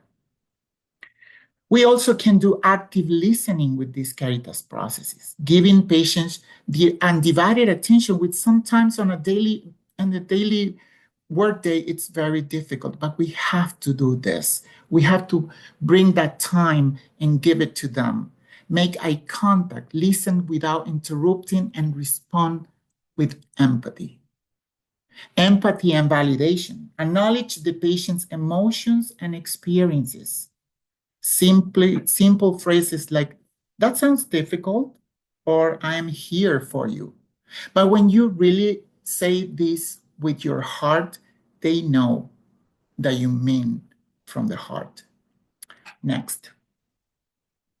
Third, Caritas processes being sensitive to self and others by nurturing individuals' beliefs and practices. Nurses foster an environment of hope and possibility, empowering patients to embark on their journey toward healing and wholeness. What a beautiful words, healing and wholeness. Integrating spiritual or cultural practices. This is another option, another way of embodying these third Caritas processes. Collaborating with chaplains, spiritual leaders, or the community resources that the community bring us, and help the patients to help them and assist them in this journey. Encouraging personal practices, support patients in maintaining rituals or routines, such as prayers, meditation, journaling, that give them comfort and meaning. Next. 4 Caritas processes. Building a trusting, authentic, caring relationship. Healing is brought about through trusting, solid communication with self, patients, and others. We can practice this doing with a simple daily check-ins. Mona mentioned this earlier. Take a few moments each day to assess how you're feeling physically, emotionally, and mentally. We go task after task, meeting after meeting, patient after patient, but we take the time to check how we are doing, how we're feeling, what we need at that moment. And it takes a few minutes. We have to be very mindful to using that. Mindful self-talk. I love this one. I practice this one a lot in the mirror. Replace self-critical thoughts with affirming and supportive statements. For example, instead of thinking, I am not doing enough, try, I am doing the best and I can right now. Set boundaries. I put that in red because I think it's very, very important. Learn to say no when necessary to protect our time, our energy, our mental health. Trust that taking care of self is essential to serving others. And as we talked earlier, we are not used to that. We follow an old pattern on nursing, and thanks to the hard work of Dr. Jean Watson, the new programs, the new generations are going to be enjoying this, and it's going to be a huge change. Another thing that we can do is celebrating small wins. Another thing that we often forget, we always look for big wins. No, we can celebrate the small one. I finished my shift. I did finish this meeting that I didn't want to do it, and I have to say things that I don't want to say. That is the small wins that we have to take in account, and we have to make sure that we remember them at the end of the day. We work hard and we work towards our goals. Next one. 5th Caritas processes, being present to and supportive of the expression of positive and negative feelings. Emotional boundaries. While being present for others, emotions, avoid absorbing them. Visualization techniques. Imaging protective barriers can help maintain your emotional equilibrium. Beautiful. Emotional equilibrium. We have to work very hard to keep it. And that. And self-compassion. Accept your own emotions with the same kindness you offer to others. That is a beautiful, beautiful way of practice and embody these Caritas processes. And with this, I'm gonna take this to Rebecca, she's gonna continue with the presentation. Thank you. Thank you. Thank you, Marcelo, for allowing me to finish. This is my interpretation of what I've learned from Mona and Marcelo.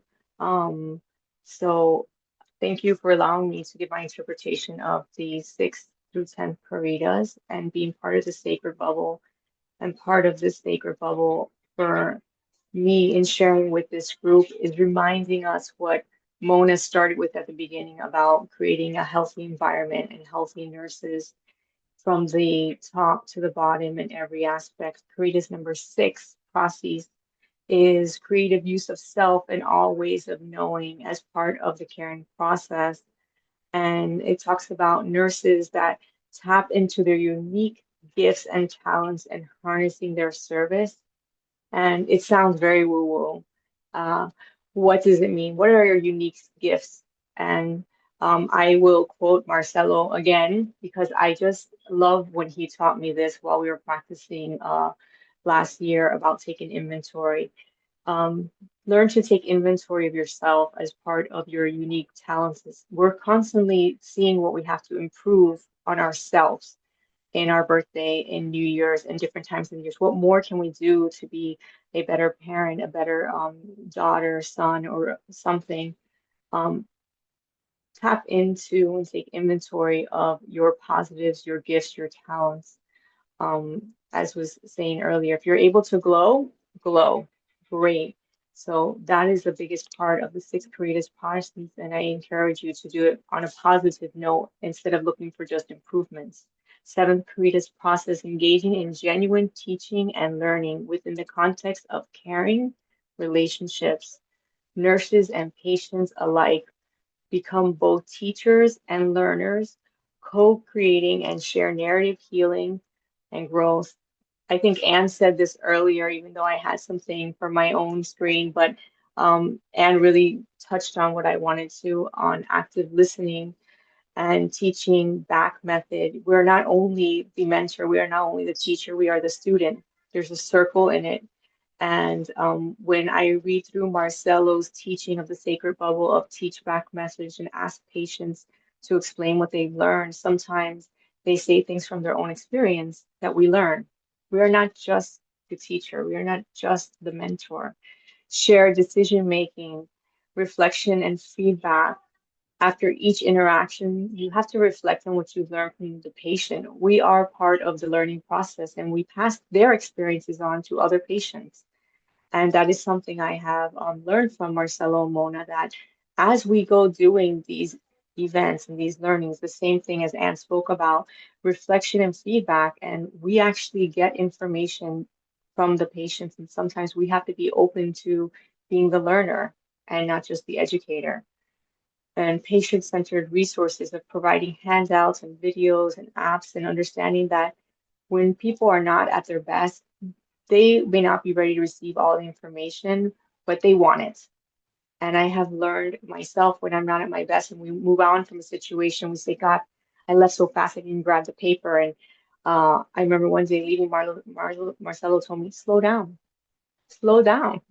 And I was like, he's right, I should slow down. We have to be able to be decision makers, be able to reflect, and also be patient-centered enough to understand that when people are not their best, that they can still take that information for another time. On the next screen, the 8th Caritas process, intentionally creating a healing environment. Nurses take deliberate steps to cultivate conducive and healing growth. This is something that Mona and Marcelo have really worked at in creating and showing me before we start any process. We kind of have like a moment where we just slow down, take a deep breath. And one thing Marcelo has taught me throughout this cultivative sacred bubble is understanding that you take yourself wherever you go. You are the environment. So emotional environment, a supportive, compassionate atmosphere that fosters trust and emotional safety, which was mentioned earlier. We have to do that for other people, but do we do it for ourselves? We have to make sure we're doing it for ourselves. Spiritual environment, honoring individual beliefs and providing opportunities for reflection, prayer, and meditation. Mona spoke about this as part of the sacred bubble and about how we have to be able to honor other people's beliefs, even if we don't have them, but allowing them to have it in the most vulnerable moment. And most importantly, relational environment, the building genuine, caring connections. Sometimes it's just a simple touch. Sometimes it's staying to the end of the conversation and not walking through, or being able to allow someone to finish what they're saying rather than making a correction. So that's so important in being intentional and understanding that we are not just present to be there for someone else, but the more that we're able to be for ourselves, we can be present for our patients by being an emotional, spiritual, and relational safe environment. On the ninth Caritas process, what I really want to share with you is that assisting with basic needs, holding intentional caring consciousness. What does that mean, intentional consciousness? Well, I think Marcelo said it best. Be intentional, he said. We talked about set intentions, focus on the patient's experiences, reflect and recharge, being able to take a moment and step back. When I think about having a caring consciousness, I think about that for ourselves as well. What does it mean to be conscious? Maybe to use your PTO, use that sick time. Be intentional to take care of yourself. You don't have to wait till you're sick to use that sick time. You don't have to wait till you have, so many days that there's too many that they make you take a day. To be intentional and caring for yourself, just as you would be in being reflective and focusing on a patient, and not feel bad about it, to be able to do that. I think that that's very important. Process is opening and attending to spiritual, mysterious, unknowing existential dimensions of life, death, suffering, allowing for a miracle. Nurses recognize and honor the spiritual and existential needs of their patients, providing solace and support in times of uncertainty. If there was ever times of uncertainty, we certainly have them now. So it's so important that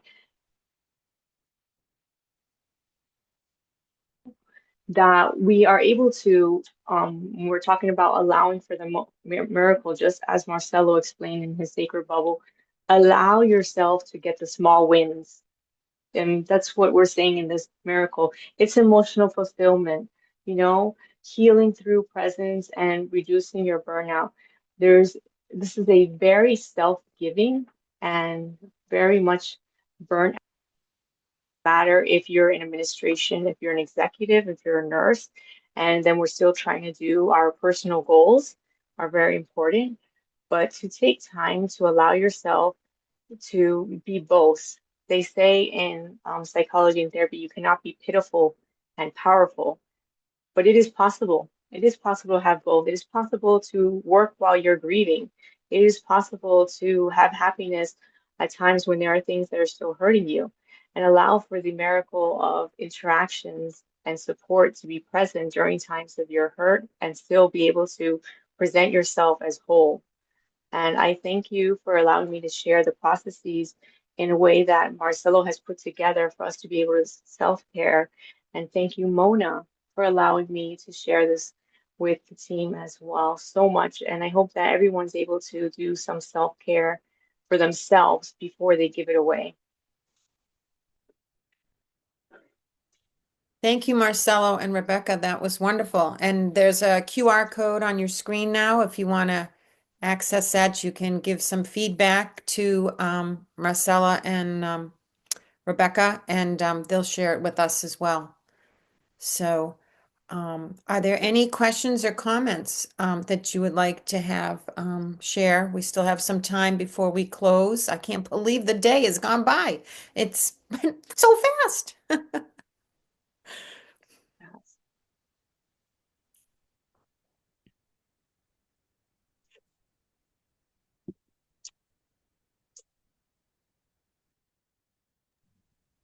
And Sue, This has been a remarkable day. It really has. Fun. It's always fun when we get together. It's always enlightening. Honestly, you deflated my bubble though, because now I have to take back the fact that I'm really upset with my neighbor. And I was gonna go over there but I don't know what the and was. So now I decided I need to not do that. I need to take a step back, rethink it, and decide that him putting his basketball net right in my door wall, basically, was not going to be a big problem. So it's kind of fun just to see yourself, like, turn over a leaf and figure out how best you can approach things. And I just thank everybody for that, because it really is, it's humanizing, it's dignity. It's going back to self-reflection and trying to figure out, what you can do better, what you can do best, how best to be in that circumstance. So I just thank everybody for that. I love every minute of it.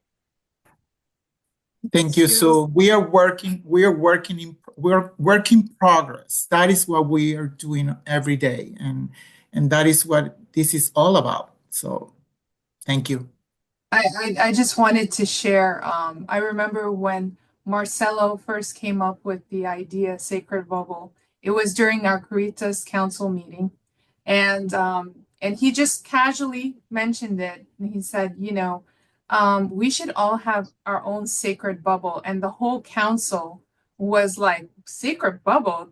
Everybody loved the term, and ever since then we've been using it. And also it was illustrated in the Caritas Council newsletter, and of course highlighted in 4 workshops at the Caritas Community Conference. But I'm just very proud of Marcelo and Rebecca for bringing this together and teaching it, and bringing this concept to caregivers and healers and nurses, practitioners, what have you, to create your own self-care practices, your own bubble that is healing and gives back to you while you're caring for others. It was such a beautiful concept, and I think it's a timely concept, because we have to unlearn what we've the stereotypical way of doing things, of putting ourselves in the back burner. That really does need to change. So for us to be successful and have longevity in our careers, we really need to create a sacred bubble, and take care of ourselves. So just really proud of the 2 of them, always have been, and looking forward to more progressive work on the sacred bubble. So, and I am grateful that your help and Rebecca to make this workshop possible back in November when we did on the conference. And every time that we do an event, this workshop is changing. We're adding new versions, and this is possible because the 2 of you. Thank you. Thank you, Rebecca, and thank you. Thank you, Marcelo. Yeah, it was extraordinary in that during the conference, we had 4 different versions of the sacred bubble, 4 different educational, with actual experiential activities.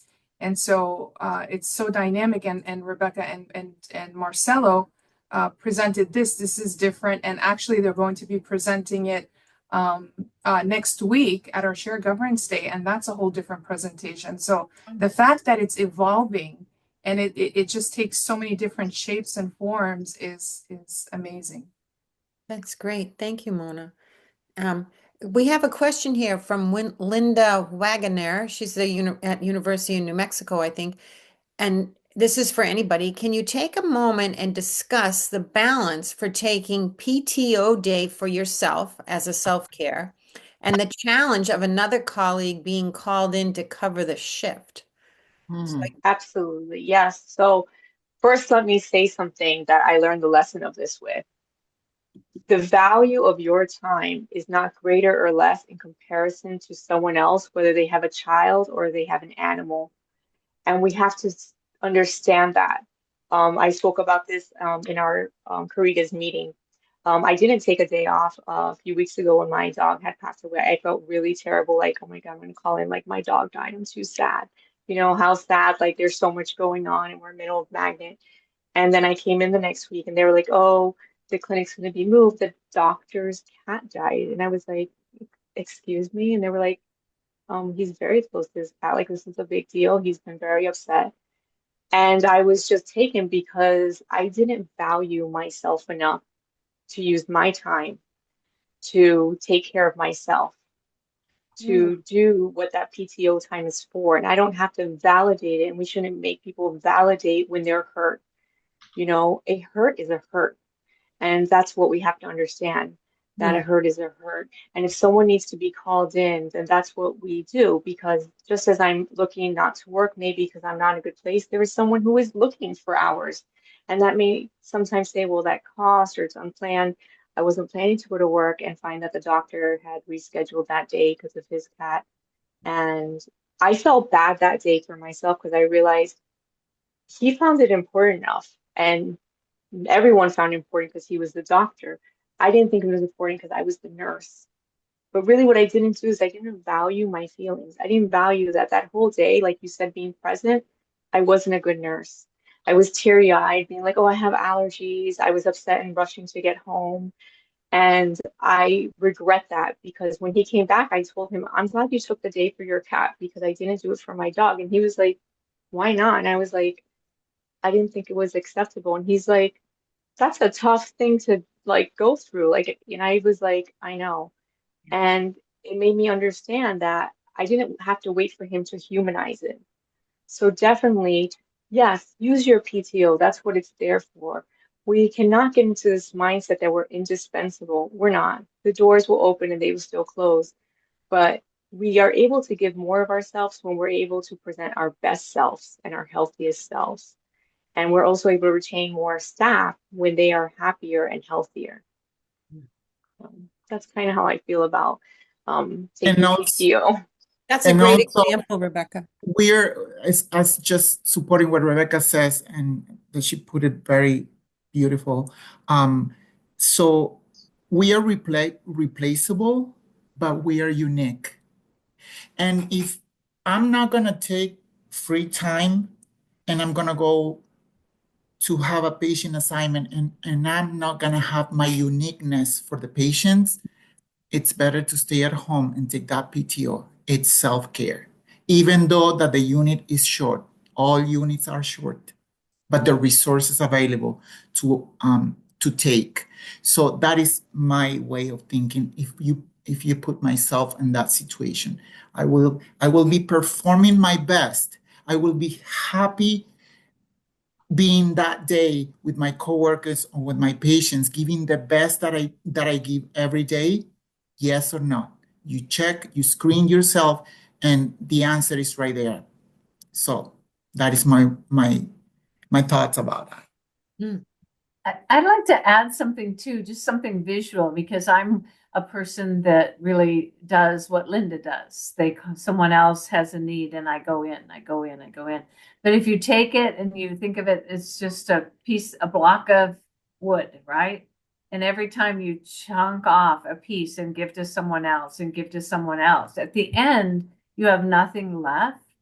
And that's so important because you matter. And you bring so much to the patients and to the world that if you only give it away, you will have nothing left at the end of the day to give. And so you have to be careful of that. So, Linda, I strongly encourage you, lessons from an old nurse. You can't give it all away. That's the title for a good book, Lessons from an Old Nurse, huh? Oh yeah, I got some things to put in there, let me tell you. Yeah, Lynn, did you want to say something? Yeah. I would like to add to the conversation by saying that we all are pioneers in this work in many ways. And so speaking up for yourself and honoring it. But it's also when you do that, I want to suggest it's a teaching moment for others in your workplace. And it might be a real wonderful stimulus to have some in-service education, even if it's on a unit, unit by unit. There's a lot of Caritas projects in my day. I don't know what's going on these days, but where nurses in the Caritas Coach program established this sense of community, Caritas community on their units, and started to introduce things like morning huddles, where there was some personal sharing of what was going on in people's lives so that other nurses knew, gee, she's going to have a hard day. She's here, but maybe I can pick up the slack. Or having Caritas Caring Moment boards, or Caritas boards that introduced who all the players on that unit are and what their lives are like. You know, a mother with, 2, 3, 4, sometimes 5 children. What's that day going to be like her? And you could take a time to say, gee, I'm really glad to see you. How's it going on at home? Yeah. But building that community is a teaching moment that comes out of what we do for ourselves because of our knowing. And I just want to suggest that in our conversation today. Thank you, Lynn. Yeah. Anybody else have anything they want to share? We are done with our presentations at this time. Unless someone had thought of something, I think most of our presenters are still here since early mornings of the hours, as well as our attendees who have spent the majority of today with us, which is wonderful and greatly appreciated. And then if there isn't anything else. I did just want to say that I saw this in person. So sometimes when you think that you present, like Mona said, you think you present something and someone else may not hear it again. I was at that conference and experienced this in person, but got something totally different out of it today. So what I'd like to do is thank Rebecca and Mona and Marcelo, because in the room it was good. And of course, in the room I got chocolate. I'm not getting that here. So I still have the journal that I picked up from there, a piece of chocolate and a journal to remind myself to be good to myself. But whenever you're presenting something, a Caritas thought, I know I've heard Anne's before too as well. And then it evolved. And that's what we all are doing. We are evolving, as Dr. Watson said, as we learn more and more of the Caritas processes. We're shining our light, more glowing, even brighter, like Rachel said.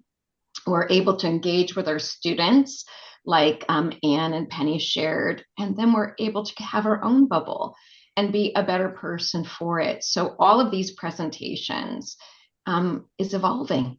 And thank you for allowing an opportunity for me to participate and involve my own heart with yours. I love you all and you are an amazing community. We love you, Joellen. We love you, Joellen. Yeah. I have a question, or a comment, or a how can we, if anybody's interested, but it seems like whenever we get together, everyone has such profound moments and stories and humanity and humility and humbleness to share. And is there a way that we could have a book where everybody had some sort of a page that they could put a thought, a story, something they've learned that could help others if they read it? I mean, We're creating it. We're creating it. So you are already. My dog's on board. You're supposed to already be in this book. We are. We're working on something similar. Myself, Jeanette, and a few other folks of caring moments. And now, shh. But, yeah, I like that. Yep. That's what I'm wondering, because 101 a lot of us don't have 101 caring moments from Caritas leaders and coaches. That's the yeah, that's awesome, because a lot of us don't have enough for a book, or don't even know where to start with a book, or even have, possibly time to do a book. But there's always time to share that profound, either moment of caring or realization or reflection or whatever it is. I just think it'd be really, really cool if we could each have a page, and anybody can't be a page. So my link is in there. We're working on that. 101. Of course, we can do 102 if we have more than that. 101 caring moments shared by caring leaders, Caritas coaches. And that is the title. And so there you go. So how do people find out about this or contribute, Joellen? I just put my email in the chat. Okay. Very cool. Thank you. Great. Sue and Karen, do you want to share any closing comments? I had a little activity that I will do to close us out if you want. I don't have a formal closing activity, but from my whole heart, I do thank each and every one of you. This was I expected it to be fantastic, and this far exceeded my expectations. So thank you so, so much. I love you all, and I wish you a wonderful weekend. Thank you. Great. Thank you, Karen, for your help with this program. Sue? And thank you, everyone. I agree a hundredfold. It's just been such a lovely day, and what a way to go into the weekend, right? I mean, there's supposed to be some bad weather that's coming through, and we can take a moment to pray for those that might be in its path. And just together, I feel stronger. I feel like we can do so many things that have yet to be done. And a lot of you have already done so many things, and really made a contribution and made it known. And that's just, it's awesome. It's awesome what all of this group and others that couldn't join us today. There's so much wisdom and humility. It always just ignites a passion in me to want to do better, be better, and be with all of you. So just thank you, thank you, thank you. And I think we'll let Diane go ahead and do her activity. And if you need to get a hold of us, want to get a hold of us, we can put our emails in the chat. And then we certainly can share ideas going back and forth. And I just love you all. Thank you so much. Thank you, Sue. This has been recorded, and we'll figure out how to get the recording to you and possibly the PowerPoints. Sue, Karen, and I will work on that. And that will be great. And so I practice Qigong. Some of you might have attended my early morning Qigong sessions at our conferences the last 2 years. And sometimes I like to close a meeting with 10 rounds of caring hearts, and this can be done seated or standing. So I thought, in gratitude for everybody being here together and opening their heart and welcoming us all into this day, that we should close with sharing 10 rounds of caring hearts. So get yourself comfortable. And you kind of take your hands like this, and we'll do 3 rounds of hearts around our mind to thank it for being open and receptive to new ideas. And then we'll do a round down to our waist. We'll do that 3 times to thank our body for all that it does when we're not even thinking about it. Breathing, the heart pumping. And then we'll do 3 around our whole body for being open today to the miracles that we all share every day. And our last heart, we will bring in close to our own heart and just give a little love to ourselves. And then hug ourselves for being here today and thanking everybody for this time together. It was wonderful. We thank you so much. Have a wonderful, wonderful weekend. Love you all. Love you. Thank you so much. Much blessings. Thank you. Thank you, one and all. Love you guys. Bye-bye. Bye-bye. Bye-bye.